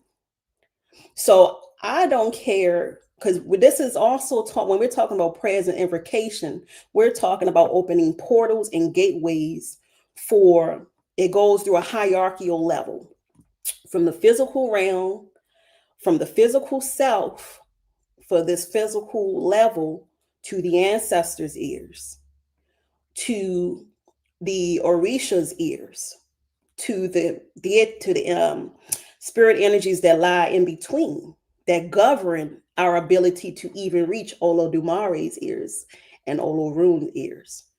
So it doesn't matter if a person is speaking Yoruba tonal language, if they have bad, ugly character, if they are not good people, if they are doing things that's not right. They could sing the Yoruba invocations Odu Ifa from sun up to sundown in perfect intonation and pronunciation. But if their frequency isn't based and rooted in love and good character, it will never go past the Iyamiaje that we talked about earlier. It will never, because they are the regulators. That is dark force, what I like to refer to as dark feminine energy. That's the mamas that's going to, mamas can be sweet like Oshun, but Oshun also turns into the Iami, and she can call on the Iami to wreak havoc. So they are the mamas that's going to spank that butt. Yes. If it means before they allow things to go array and the balance of the cosmic order to, become unbalanced. They're not going to have that. So the prayers got to go through the Iami, got to go through Eshu, it got to go through, malevolent forces. As they say, the Irumale that sit on the left-hand side, if you will, because they have a role too. Because those malevolent forces represents part of our shadow selves, our unhealed selves, indicating that we ain't done the work. There are spirits, things that we haven't worked through. So they're going to put a big old barrier. You ain't reaching Olodumare. You're not going to be able to pyramid. And when I say reaching Olodumare, not seeing Olodumare as the all in all, end all God, and not in a monotheistic view. I'm talking about being able to let your voice in human form out. You know how many, this world is huge, how many universes, how many realms, how many people are on this very planet, but we want our single voice to be heard. And most time when people speak things into existence, we're whispering in the night. We want our little voice amongst all of this noise to be heard, to manifest whatever it is that we're speaking. So, but the highest vibration and frequency is love, it's the heart. So I don't care, no matter what language a person is speaking, they must be balanced again in heart and mind, and they must be rooted and grounded in their heart chakra for the message, for the frequency to be able to go past all of that to manifest into reality. So that's my, believe it or not, short answer. Nah, I rocks with it, man. Like it's real. It's dope too, because I've never heard it. I've never heard that perspective. Like I never heard it put that way, but it's powerful and it's dope. And anybody who's been a member of the channel or has listened to the channel, you know the reverence that we have for the mothers and the feminine energy. Like this is a big mama's house, like straight up. Always have been, always will be, because I'm a big mama's boy and I'm proud of it. From my physical mamas to my spiritual mamas to, you know what I'm saying, like cosmic mamas, all that, Mother Earth, all of it. Like, so, I am though, unapologetically too, because I know what it is. I know what the feminine energy has done for me. Shit, without you will be no us. So, I mean, that's what it is. And I honor and reverence and respect it. So, but I've also seen the significance of the power of the mothers, from both perspectives, from the constructive and the building up of, and the destructive and getting shit right and fucking shit up, because too, you know what I'm saying? So I've seen it both ways, and I don't want none of that other side. I'm gonna stick on the building. Let's get it. You know what I'm saying? Because I don't want none of that other side. Boy, that's real, because I know how powerful it is, and I know how it could really get you up out of here, and you know what I'm saying, make things like real quick, short order. And I don't want any of that. so with that, man, we got 14 minutes. This one wasn't on the topic, but because I love where the conversation has went, and I can't wait till we can pick up and pick up on the rest of the things we was going to get into tonight. But I wouldn't trade what we had or what we did and what was said for the world, because I felt like that was divine alignment anyways, everything that was shared. But when it comes to healing, right, I would love to hear your perspective on healing, because I feel like there's a lot of healing going on in a very positive way, and I also feel like there's a lot of healing that's needed in a very like yesterday, like by any means necessary, mandatory way. What would you, being that I know you're someone who's helped a lot of people heal from a lot of things, and you still work with people in that way. And I remember one of our conversations, you were telling me that a lot of your clients look at you as a mother, what I'm saying, as a mother figure or a spiritual mother, all that. So with you having that that gift, but then that presence, but then that resume, for people who are dealing with, whether it be, and I don't like labels or titles, but I'm just going to use it for the sake of conversation so we all know, but like depression, there's so many different things that's going on right now. But let's just say people who are hurt or in a place of stuck complacency, or just feel like, woe is me, like no matter what, nothing can change for me. Like, what I'm saying? Like, because there's a lot of people dealing with that, especially where we're at economically with the country or this company that we call a country, all that. So when it comes to healing, what would you leave us with in regards to people being able to heal thyself, right? Treat thyself, being able to tap into spirit, whether it's the ancestors, the deities, like whatever. What would you leave us with for us to be able to heal, starting with ourselves before we can get to someone like you or, other healers, etc.? What would you give us with that? Because I feel like that's something that's been on my spirit. And I see it, with a lot of people, that I work with, or just in general public. But what would you leave us? Because I feel like you have a very powerful ability to heal people. I could feel the energy. So what would you leave us with in terms of healing before we get out of here? Yes, well, thank you for that. A lot of times people see me as I'm only 5'1", and I smile at night, and I got the little bubbly personality, but trust and believe.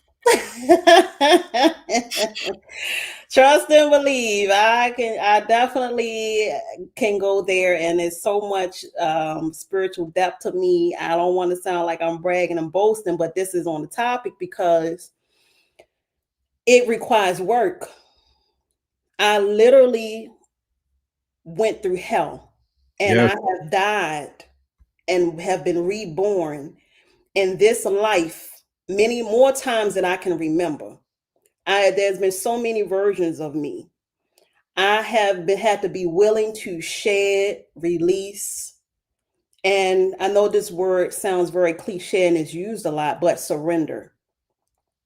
So there were versions of me that in the beginning stages of my early development of my life, throughout my childhood, I always knew I could see spirits, I could hear spirits. I would just always look at my body parts. I could see my aura. That was me naturally in my true form. As I got older, being born and raised in South Baltimore, I was brought up during a crack epidemic, drugs, killing, murder, drug lines, bags, needles all around, dead bodies, seeing all of that stuff. Family members who have experienced trauma, parents who have experienced trauma. And here I am in the midst of that, caught up in this whirlwind. Of course, we were faced with opposition. Try to stay who we are when we don't know how to stand our true, authentic, divine essence. We haven't figured out how to do that yet. We don't have the tools. Or conform because we tired of not fitting in and we are lost, or just be stuck and lost. So as I went through that process of, should I say, my first process of healing had to take place when I chose the latter, because I didn't have the tools. I tried to conform. I tried to rebel. I tried to call myself. I embraced my dark side of Oshun, trying to be the masculine female running the show, and rebelled. I began to rebel. I began to be the opposite of who, more and more and more, merging more and more into the opposite of who I was born to be. And then still spiritual though. So my spiritual team and my spiritual self kept sending signs. You're off track. Like, tighten up. You ain't got no business out here sitting on the end of the block drinking E&J and 40s with the so-called hood girls, you know you ain't got no business. But you know, that was my first experience of when I finally hit the brick wall, because I got to the point where shadows was following me because I was still spiritual. I would see dark figures walking behind me as I'm walking home at night, to and from clubs and partying or drinking and doing all of this stuff. There was still spirits all around me. And to the point where I thought I was losing my mind, because that's what happens when we get off the course of our destiny. We start creating our own, sometimes perpetual cycle of hell. So when I reached a point where I can't take this anymore, who am I? Why am I? Going back to earlier when I would lock myself in a room and meditate. I'm saying all of this to say, to let people know, healing is a process and it's not easy, because that means you're saying despite every temptation, despite taking the easy way out and just taking a 9 to 5, clocking in, clocking out, sleeping with my demons, holding on to my shadows, sweeping it under the rug, doing like everybody else, I am going to put forth the initiative to be different. I am going to be better. I am going to choose to be in alignment with my divinity and walk and live and be in my highest, greatest God form in this physical form. When nobody, it's very rare that you will see people that's doing that. So it takes work. It takes dedication. It takes no longer externalizing. Again, it's about you. It's not for applaud. It's not for validation. It's not for acceptance. It's about, and also being able to be that clean slate, dying. See, most people see Oyeku Meiji, going back to the metaphysics, as death. Oyeku Meiji is not death. It is actually the return to that darkness, that void. It can feel like that for some people, but it is the return to the void, that triple black, that the primordial womb we talked about earlier, that feminine energy, womb space that we come from, that non-ether energy that all life is birthed out of. The feminine, that is the process of death, because it was like you're going all the way back. You got to go back within the womb and retreat, and then emerge again into the light of Oshumare, into the light of existence. So, and sometimes we got to go through that process again and again and again, as a part of our ascension in this life. So you have to be dedicated to that. It's not a one time, one thing fix all. It is agreeing to honor your purpose, your reason for being, and being dedicated to being an embodiment of love and the highest version of you, even when people piss you off, even when it's easy to go into the dark side, even when nobody is looking, even when nobody is watching, even when you've been hurt, even when you've been betrayed, even when you have been lied on, even while somebody's trying to manipulate you. It's still choosing to be in your highest state of being again and again and again. And sometimes when we diverge to the left or diverge to the left or to the right, it's knowing the tools and the work to be able to come back to your center. Healing is an ongoing life journey. And it's beautiful. While it sounds challenging, the beauty in that is that's why we're here. That's what we're here for. Some people just want to think that they have the ability to choose. They say, no, I ain't going to heal today. I'm just going to choose to chill and watch this football game. F it. But what we're not, we don't have the choice to choose. The only choice we have is to align or to not align. And to not align with our purpose, destiny, and highest vibrational frequency means to revert back into that primordial womb, into nothingness, into a space of void and nothingness. So it's either live, be, and align, or revert back into nothingness. We're not choosing. So people are living out their hell. So there is reward in healing. There's reward in staying dedicated. There's reward in the surrender. Another point is healing is not, again, it's not linear.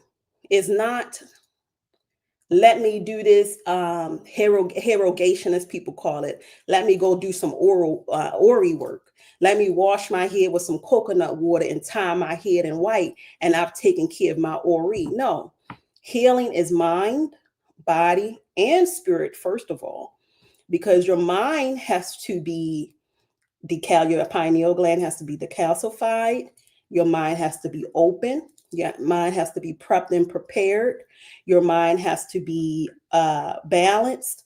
Your mind, you have to engage in self-reflection, introspection.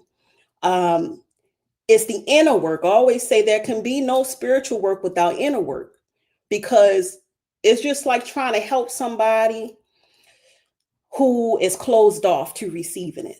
They haven't done anything to increase their awareness at all.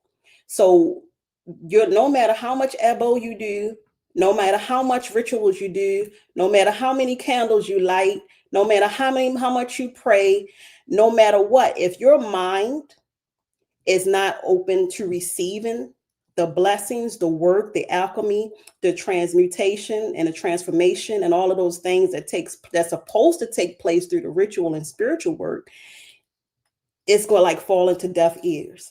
Like the same way you're trying to tell a girlfriend to stop leave an abusive relationship, but she has no idea that she's in one. Oh God, that's a powerful analogy. Oh my God. I'm sorry for interrupting, but that's powerful. Like that because that's exactly. Go ahead. I'm sorry. That's powerful.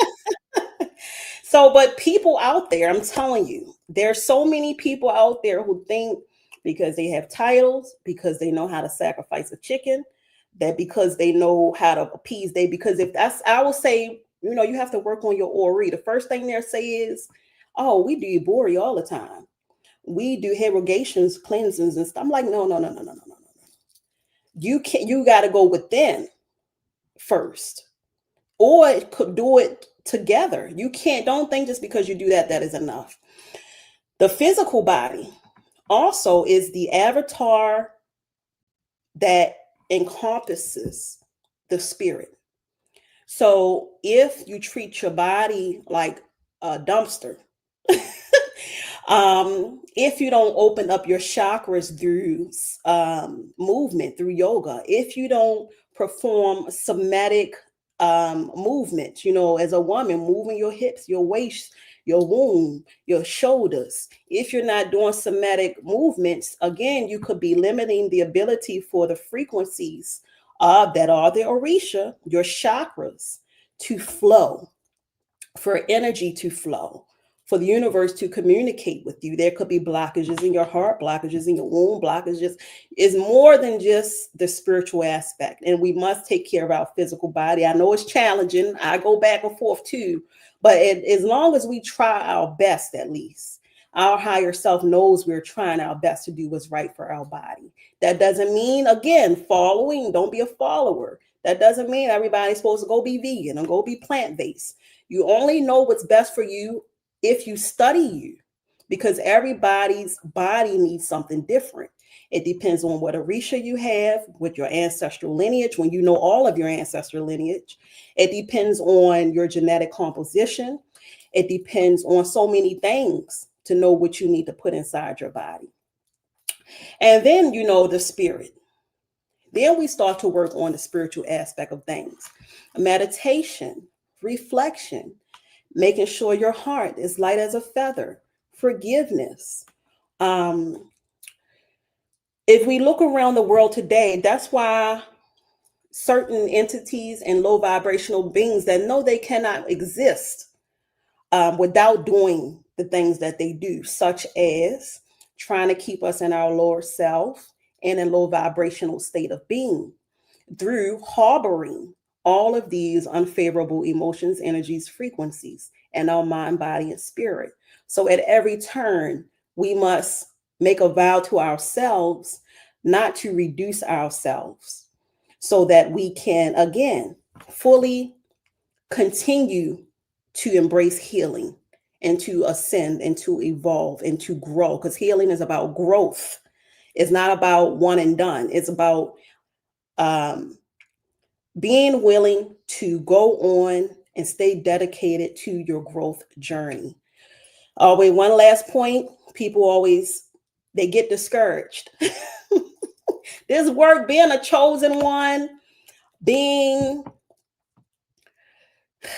who you were born to be, that's why they put all this stuff in place to try to mess with it, to stop us at every turn.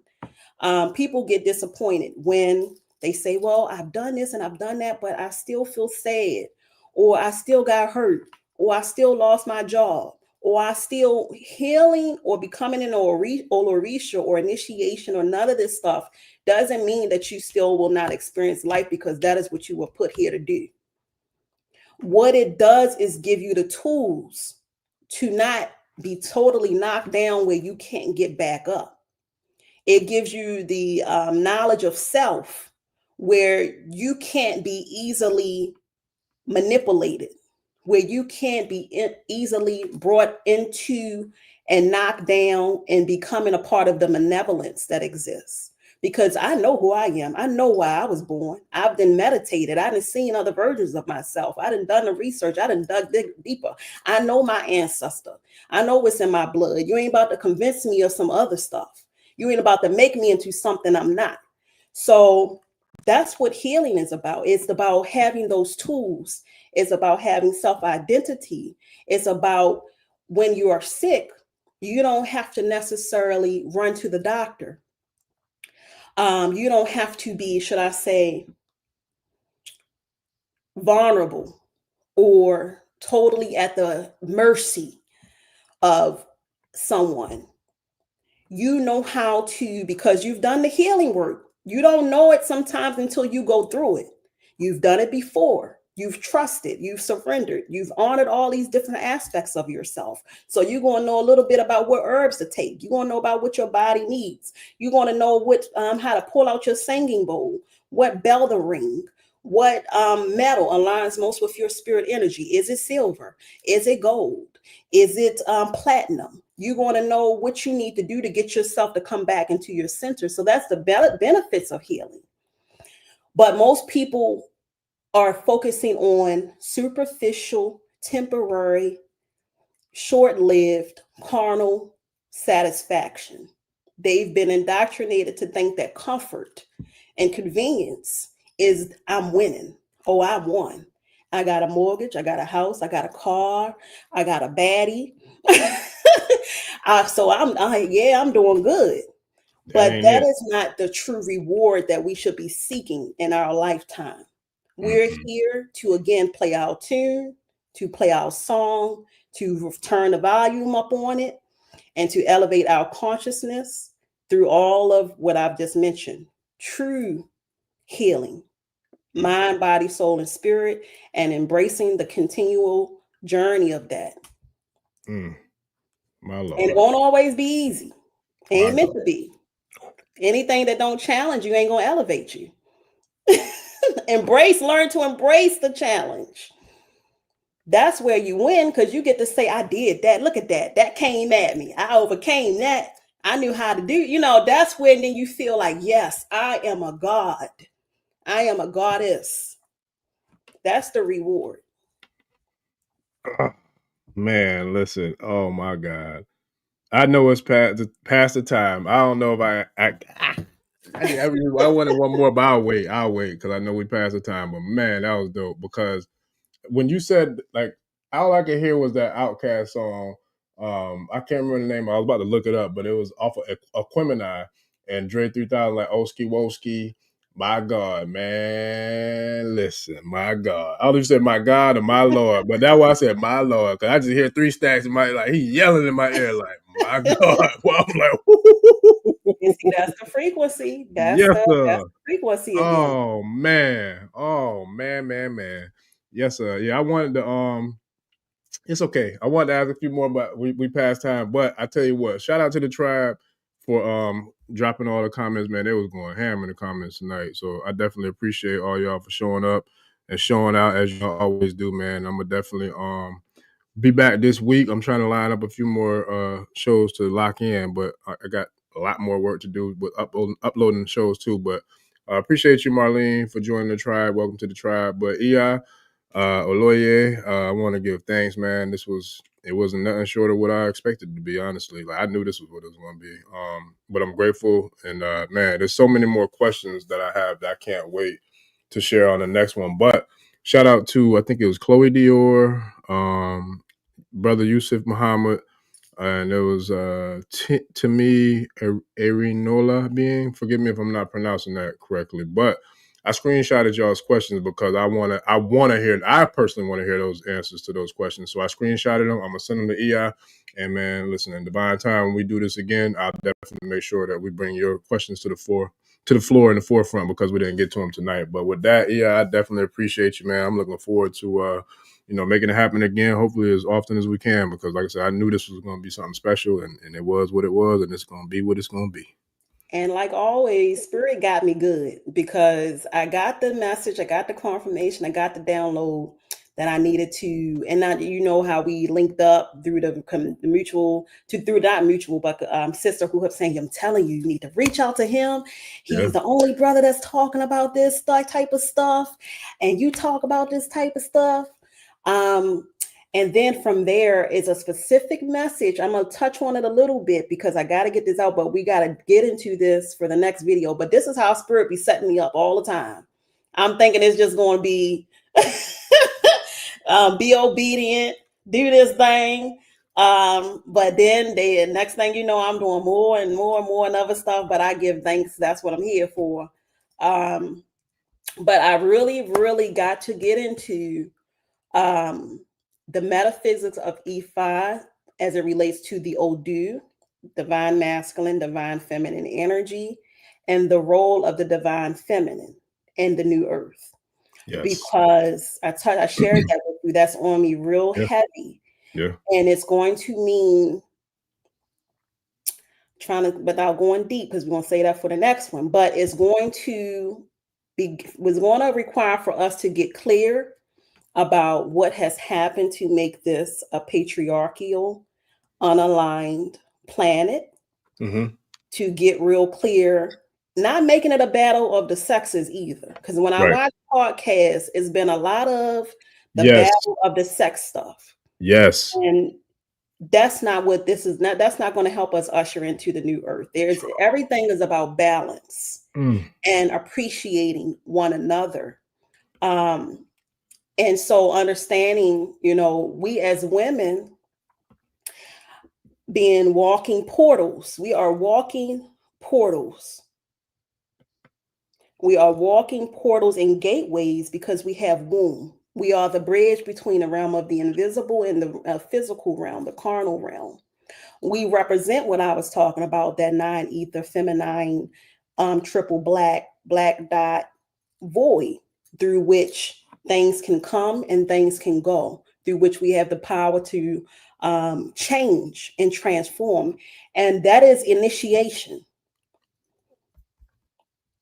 That is what most people don't know. But when we go through initiation, what they're really doing is they are reenacting the birthing process. So, and they've changed how it's done now. Before, we would have to I was blindfolded. So you're supposed to be blindfolded or completely in darkness, because that's where everything emerged. And then you go through the process of spirit, the washing, which is representing the waters that's in the womb that we come through. And then you go through the naming, and it's a rebirthing process. But the reason I'm mentioning this is because once we know the power we possess as women, especially, and when we know what the Odu is, which the Odu is really the womb space. That's what the Opon Ifa is. That's what the Odu is. Again, going back to those markings, the single mark, the one line is masculine. The 2 lines is representing feminine. Then when we go back to genetics, then we know that all babies are born as women first. All babies are female. Then they become male. We go back to Oshun, Osei Torah. We talk about the creation story. When we go back to the true Jesus Isis, When we go back, dig deep, we understand that all life began through and because of the woman. And this is not to denote the man. This is not to reduce the man, because we created the man for a reason. We need to love our men. We need to nurture our men. As women, I don't care if you are married, your husband is supposed to be, you're still a mother to your husband. We are mothers as women, period. We are born. I don't care what your sexuality is. I don't care if you like women. I don't care what you like. As long as you have a womb, you are walking portals, materializations, and the physical form as matter, as feminine energy. Therefore, we are meant to preserve, we are meant to nurture, and we are meant to support. And so with knowing all of these things, we nurture our men, we uplift our men, we support our men. That's like the same you would do for your son, you do for your husband. We don't bash them. We don't yell at them. We don't treat them like trash. We don't reduce them, because we need them and we create them. We created for them for a reason. And it's about balance. We knew that we needed that balance. So when we have the next show, I'm going to get deeper into Osei Torah and Odu Ifa that support all of what I'm saying. And why a woman came first and then knew that she needed to create man, instead of the opposite that we've been taught, when the patriarchal system knew what they had to do, which was to flip everything around. You got to flip everything around. And now, while we keep focusing on patriarchal systems and we keep focusing on the men, and a lot of women want to down the men or see the men as just tools, or that they just need to provide, and reducing the man. A lot of times we talk about Inky and Leo, and we talk about the presidents, and we talk about male leaders, and we talk about men. I know this will make some women mad, but I'm a woman, but I got to tell the truth. When the home is not in order, I say this analogy too a lot. When the home is not in order, you walk into a person's house. If you go to your girlfriend's house, the house dirty, the children cussing the mama out, the children ain't been washed, they ain't been fed. Within our culture, the first thing we're going to say is, where these children mama at? We're not going to say where the father. We might say that after. They're going to say, who their mama? That's because we as women are responsible for taking care of the planet, taking care of our community, our home, and on a macro level, on a micro level. We're supposed to be planting, making sure that the ground is fertile, as within, so without, as above, so below. We make sure the ground is fertile. We're growing our own food. Our men can benefit from our intuition, again, because we're walking portals. But if we haven't done what we need to do to work on our energy and our power and our intuition and our ability to be dimensional walkers, we can't effectively guide our men to say, don't go down that street. I had a dream last night. You go down that street. I know you're in the midst of warfare. Or if your man in warfare, if our men need to go to war, as women, we supposed to use our divine intuition to say, no, babe, don't do it. And the man, knowing who he is, because it's on both sides. The man knowing his role, again, going back to the beginning, embracing our differences rather than being threatened by them. As a woman, I have these abilities naturally, inherently, biologically, spiritually, genetically. I didn't make it up. I'm just telling you what is. And men have certain capabilities. And so when we honor our differences, instead of making it a battle of the sexes or one below the other, and the man shouldn't be, jealous or feel threatened by our gifts as women, because they're going to serve you.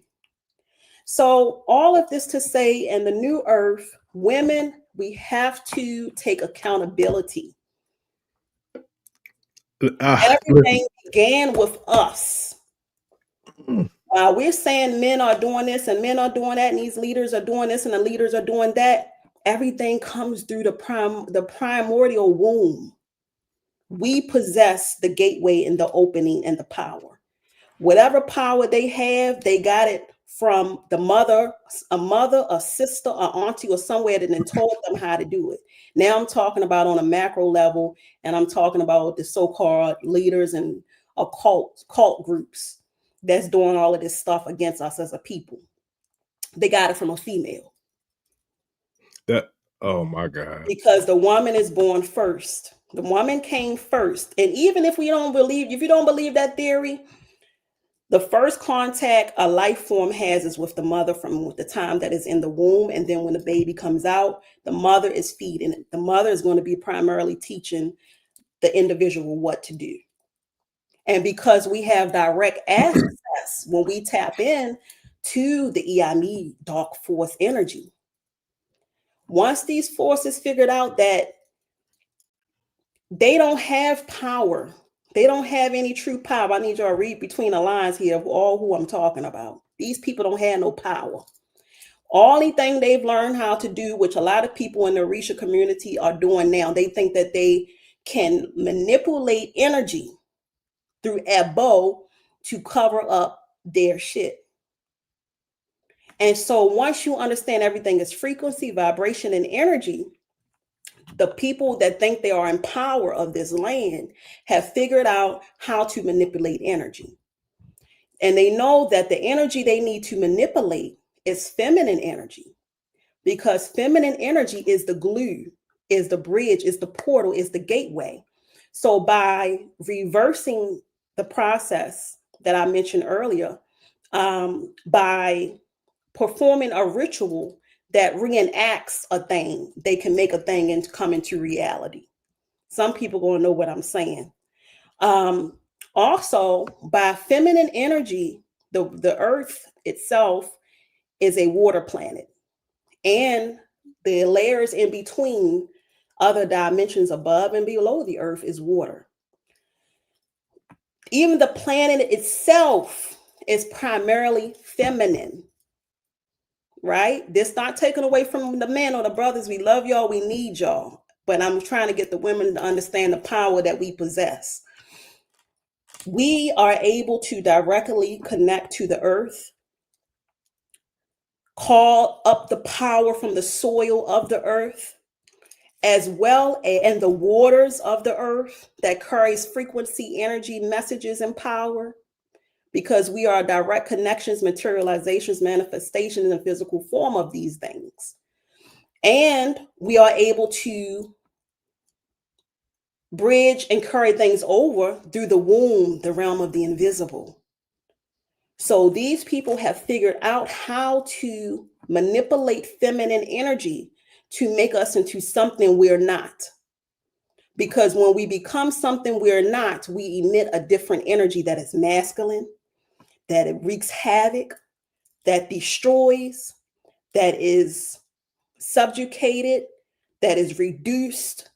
So that's why you see all of these love and hip hop reality shows showing women fighting each other, showing women being nasty. That's why they're perpetuating this all throughout pop culture, through the music, through TV, through the food, through the systems they put in place to make the woman feel like she don't need a man, or to make the woman mad at the man, because they making a man look like they can't perform and show up. So all of this evokes that Lilith energy. All of this evokes that dark feminine energy, that chaotic energy, that wrathful energy, that shifting, like I mentioned earlier, the natural frequency of the whole planet that's making these patriarchal systems be able to continue to exist. Can I? I'm so sorry. I've been sitting on my hands for like 5 minutes. I wanted to say something so bad, but every time I want to try to energy, you say something else. I'm like, nope, not. But only because of where you went, and this was not rehearsed. It wasn't scripted. Like, this just is organic. It is real. Like, this is live, right? But what you're saying, man, I had like 2 conversations today, but you caught me at the part where, and I'm gonna do something I'll never do, but I'm gonna do it because I want, for the sake of authenticity. But you caught me at the part when you said, just because you got a crib, you got a nice car, you got this, you got that, you got you a baddie, that don't mean that's it. I want to jump in right there because you said something, but I was being patient because you said so much more after that, right? But I wanted to say something, and then I wanted to say something else, and then just turn it loose, and you do whatever you want to do the rest of the show.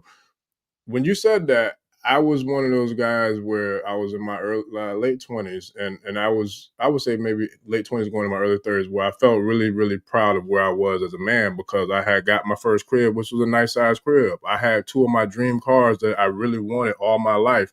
And humbly speaking, I had, I was okay. I was a single man, so I was okay when it comes to, I ain't even gonna call them baddies, to, to the women who I was blessed to, enjoy my time with. So I had what most would consider it all, right? In my eyes, at least as a 20-something-year-old dude.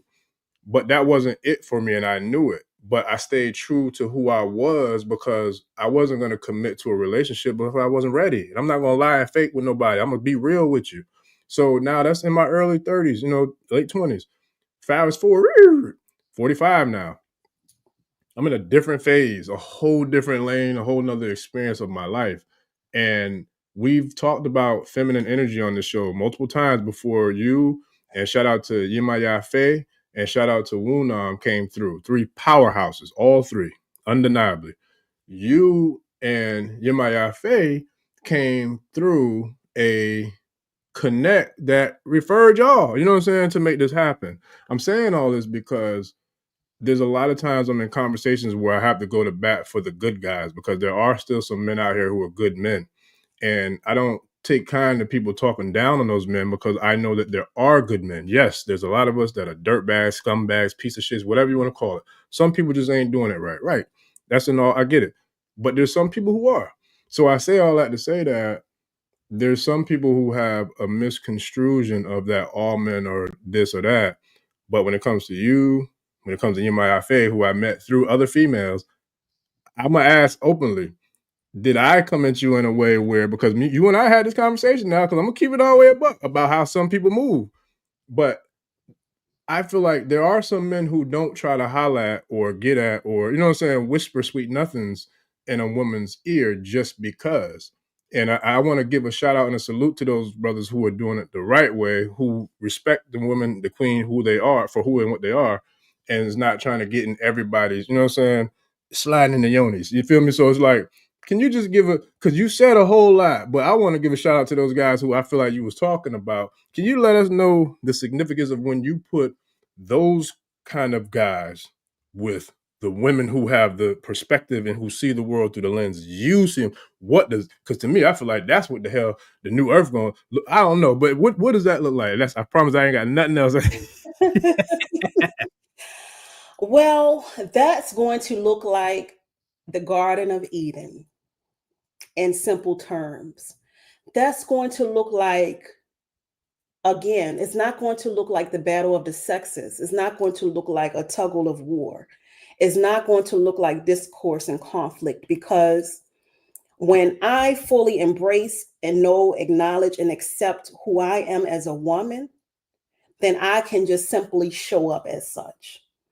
All of these, I was saying this to my sister too, all of this stuff we see in a podcast with all of these different phrases and strategies and techniques, and talk to the man like this, talk to a woman like that. You can't message back. You can't text back. You can't do that.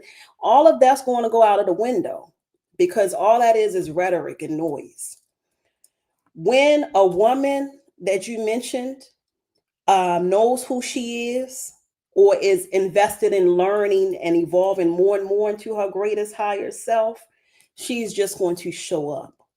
This has been a conversation too about transactional love versus love is transactional. Love is not transactional. Pure love is not transactional. A mother doesn't give. We need to get back to pure love.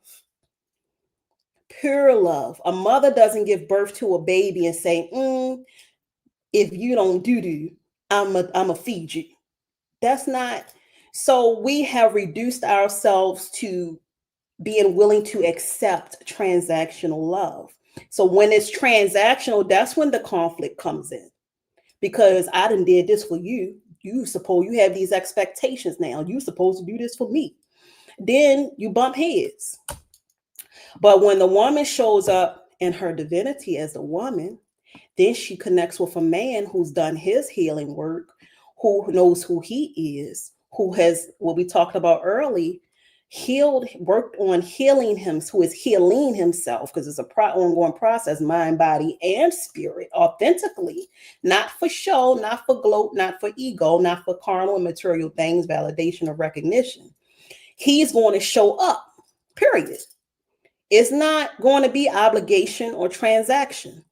I'm a woman. I know who I am. I know what I'm supposed to do. I'm just going to be. I just get to just be. And then the man comes and he gets to just be. And he's going to know what to do because he knows enough to know what to do.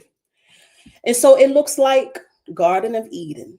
It looks like the women getting along with women, because we all know it ain't about competition. Again, it's about us doing our part, playing our harmonic tune and frequency. We're all connected. We're all one, coming together for the grand symphony. And it's going to be the same. The men ain't going to be bumping heads. It's going to it's going to be the man, supporting his fellow man. He ain't got to carry heavy stuff by himself. So yes, there are men out there. There are good men out there. And I also feel the frustrations of those good men. I feel the frustrations of those, and I'm just using the term good. I'm talking about, when I say good, I'm talking about men and women who have done the work, who are prepared to just show up and to just be. Man, we just want to just be. We just want to be in our true feminine or masculine energy without all these shenanigans. So when I say good, that's what I'm talking about. There are men out there who are good, and because they know who they are and they know how to show up and be. But they're frustrated. They're frustrated. That turns into disrespect. It returns into degradation of women. It turns into resentment and animosity towards women, because the truth is there's a lot of women who are in their Lilith energy because they have been systematically programmed and compelled to be in that energy so that the whole planet could be imbalanced.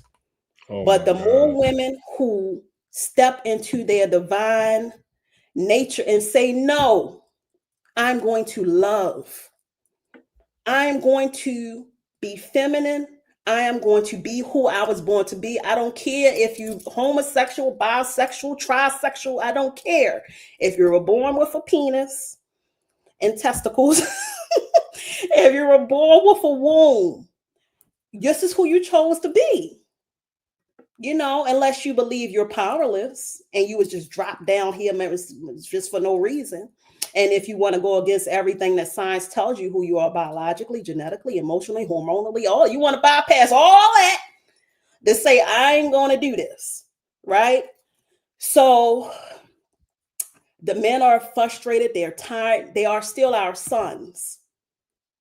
If we mad at how men are, I'm telling you, as women, if we begin to work on ourselves as the mothers, as the nurturers, as the birthers, the life bringers, the portals, the gateways, if we raise the bar with ourselves, sometimes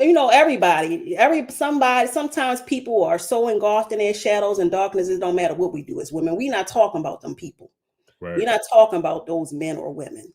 Mm-hmm. But generally speaking, if women say, I'm going to show up in my nurturing, feminine, God, divine purpose for my men, for my home, for my community, and for the planet, and take charge and take our rightful place, we'll begin to see everything shift, not just our men.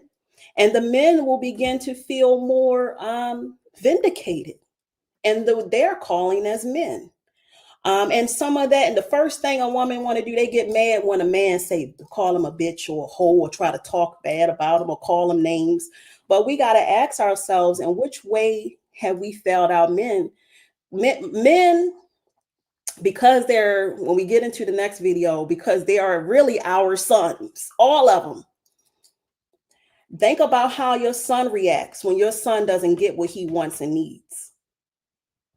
They become rebellious, angry, frustrated. They act out with aggression. Or they just start looking at viewing a mother like, my mama ain't shit. She ain't even my mama for real.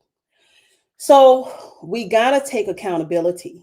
We all have to take accountability. But because women, the truth is, we are really valued. Women are seen as, you know, beautiful, and we attractive, and we got all of this stuff going on. So sometimes we give ourselves an easy way to go, and other people give us an easy way to go. But I'm here to say, as a woman, I'm challenging myself every day.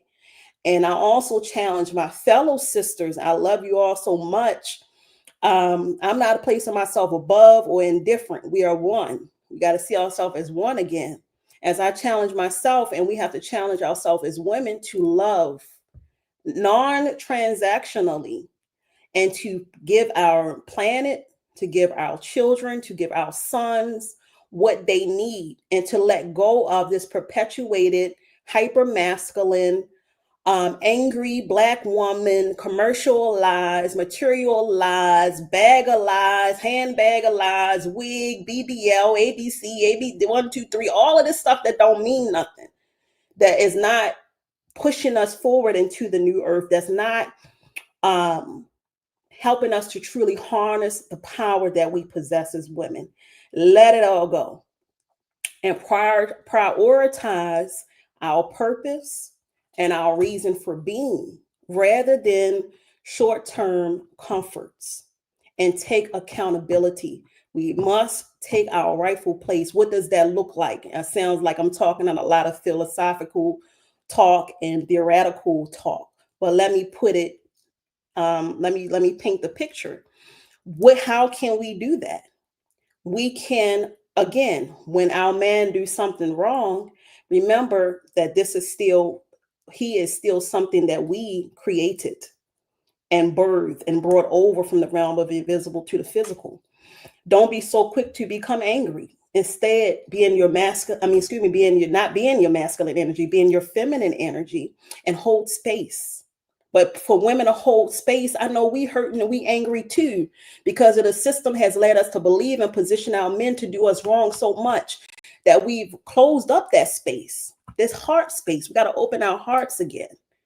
Open your hearts, forgive the man. Don't look at him bad.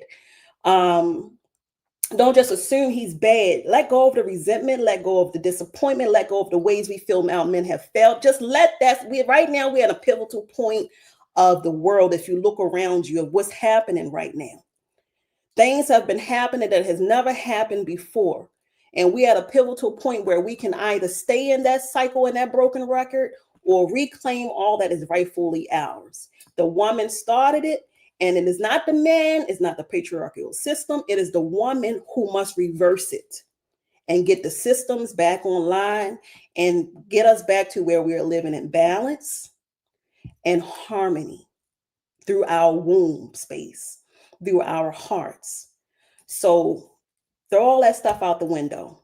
And that's, I want to elaborate on that more and break it down in the next video, metaphorically, provide some references, and more thoroughly, and getting into the specifics of what I mean. While we keep talking about Inky and Enlil and this one and that one and the religion and the popes and then this one and that one. Well, Inky and Enlil had a mama. Let's talk about Inanna. Let's talk about their mama. Let's talk about when we see P. Diddy going to trial, when we keep hearing about all the men, right? When we talk about dirty Moors, who images do they always present? The men. When we talk about the conquistadors, I never can say that word right, the Spanish conquistadors who invaded the land. When we talk about Columbus, where are the women? So we have to start calling out the dirty player women, the women in social media, the women in politics, the women who are doing the juju, the women who are doing a conjure, the women who are are so-called a part of the whole Inky Enlil tribe that like people like to refer to when we're talking about the Anunnaki and how the wars and all this stuff. You notice they never talking about the women because they know to maintain the power they have to conceal the true power of who's doing the dirty work. They are dirty women. There are dirty women who are choosing to be in their Lilith energy and who are choosing to teach men things that they know, teach men their knowledge from their womb, from their intuition, from that black dot, triple black space that only women can go into to know certain magic rituals and powers. When we talk about hoodoo, which ancestors kept the magic of hoodoo and passed it down usually to the sons? So if there's been conjure being done against us in this planet, on this earth, if there's conjure being done to melanated organic people, we need to look at the woman. And it must go through the woman who is walking physical manifestation portal and gateway. That's why the battle, the attack, while we think it's about the men, it's always been about us. You want to hurt the mama, hurt the son. You want to take down the mama, take down her protection. So it's about us primarily to get the new earth back online, to get back to our tribal place of being, to get back to loving man, woman, and child, to get back to balance, love, peace, and harmony. Women, we just got to let it go. I know, because I can't tell you how many men done me wrong. And I thought I could repay them back by trying to be tough as them. We can't be men. I don't care how much these young girls in these streets now are the ones that's out here in Baltimore setting the men up. They're doing the setups. They're selling drugs. They're trying to get tough. They think that they can combat their hurt and pain and cope through being men. We could never be that because that's not who we're biologically meant to be. Instead, we need to accept, forgive, and embrace who we are and just be. Show up as who we're meant to be and let them show up as who they're meant to be. And you watch how the earth will begin to go back to its original state of being. The waters will calm down. The storms, again, the simple answer I gave before. Watch how the Garden of Eden returns. Because remember, who bit the apple? Who bit the apple? So we got to look back, turn it back to the woman. Don't be mad at me, ladies. I love y'all. I'm a woman too. But the truth is what it is. The men, there is no cult. There is no Rothschild. There's no children eating people. There's no tunnels. There's no pedophiles. There's no stolen knowledge. There's no hidden knowledge. None of it can work without the power of the triple black womb, which all things must come through in order to exist. We are living, walking embodiments of that. And individually, we come together collectively as that. We are that as women. It's coming through us. We got to block it out and stop it. So that's it. That's all. We're going to dig more deeper into it, but it's just been on me so heavy. Yeah, and I'm still screenshotting them comments, family, because look, a lot of y'all dropping something in there, man, like that. They really deserve a whole, breakdown. So I'm screenshotting them, and I'm gonna send them to EI. We're gonna definitely bring those up on the next one, man, because this was dope. I knew it. And look, I'm gonna leave that there. I didn't say it. The people. It was from the people said this, so this. So we're gonna have to figure that out. But man, I appreciate y'all, family. Like I already knew. Like I said, from the very first introductory call, I knew it was going to be litty up in the city, man, in these Ashe streets. But yeah, so I'm grateful. I appreciate it, man. Listen, it was a powerful show. We're going on damn near 3 hours, but that last like 30, 40 minutes, I think you had just put it in cruise control. Like the flight was already up there, but it was at the point in the altitude where the pilots could just chill. They be chopping it up. Yeah, man, because I know when we get to LA, like you just let it go. The wheel was just like we moving now. You know what I'm saying? It was just like it was on cruise control. So I was like, yeah, that was dope. That was dope. I appreciate it. And the sheer raw authenticity, bar none. Like that was tough. I love it because I right is right, wrong is wrong. You know what I'm saying? Real is real, fake is fake. But boy, you said some real shit tonight. Yes, sir. Especially the Diddy thing. I'm like, okay, didn't he have women? He had female artists. You know, what about the women who's setting up, you know, the sex trafficking? What about the women who's bringing the girls in, convincing them that they're going to be okay? You know, what about the politician women who know that they only trying to fatten their bank account while selling out the whole country of organic people? What about these people that look like us, that's women, but they keep these women hidden? The men is always at the forefront because the woman is the woman is the true hidden hand behind it all. So, yes, sir. Yep. Jay, nah, that was dope, man. Hey, listen, so let me see. Tomorrow Tribe. It's funny. Shout out to Baba Karanga because we got a show I'm gonna put up probably either tonight or tomorrow. And it's crazy how you I mean, this is divine, man, because you really went into bringing to the floor a lot of the conversation we had because I brought him in for a conversation. It wasn't live stream, but it was a couple of weeks ago. I got to share that episode, but I brought him in because he has a very unique mind and his mind is different, and I love it. But he's a Shango and his wife is an Oya. And I've had both of them on the show before too. So shout out to both of them. But we had a conversation about this quote unquote so-called gender wars, right? And we broke it down from a male's perspective about holding us as men accountable. You know what I'm saying? We ain't going in on the women like that. We were just keeping it more so about us and like how we contribute to or not to relationships.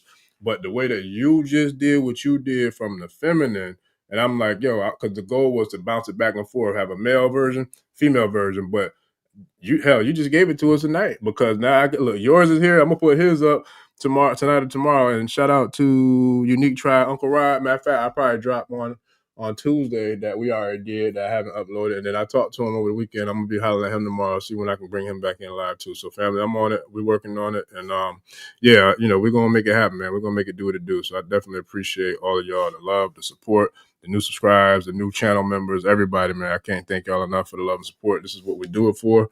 And man, I remember somebody posted, this need to be clipped into a YouTube short. I'm like, yeah, that do. And I love that it's on there. I'm going to clip it to a short, put it on there with that comment on there because you was killing it, man. So now I appreciate it. I Nah, I love that. Okay, well, yeah, listen, you got anything else? Cause I know we passed time, so it's on you. I'm done. No, I say I ain't asking no more. Thankful. I give thanks to the Most High, organic source of creation, creator, my ancestors, my Ori, my Orisha, all the divine benevolent spirits who uplift me and support me and guide me, who have gotten me to this point. I give thanks to you for holding this space and the work that you do. And I speak and will into existence, elevation, ascension, blessing, shielding, protection, and all E-ray to all of the viewers.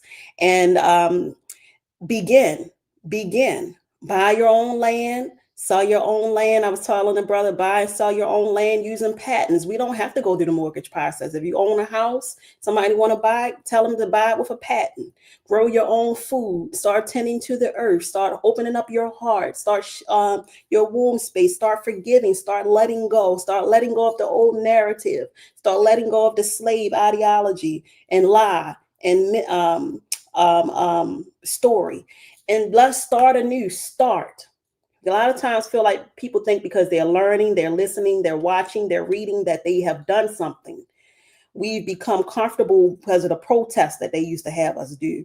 That, you know, protest, freedom of speech. Speech is not action.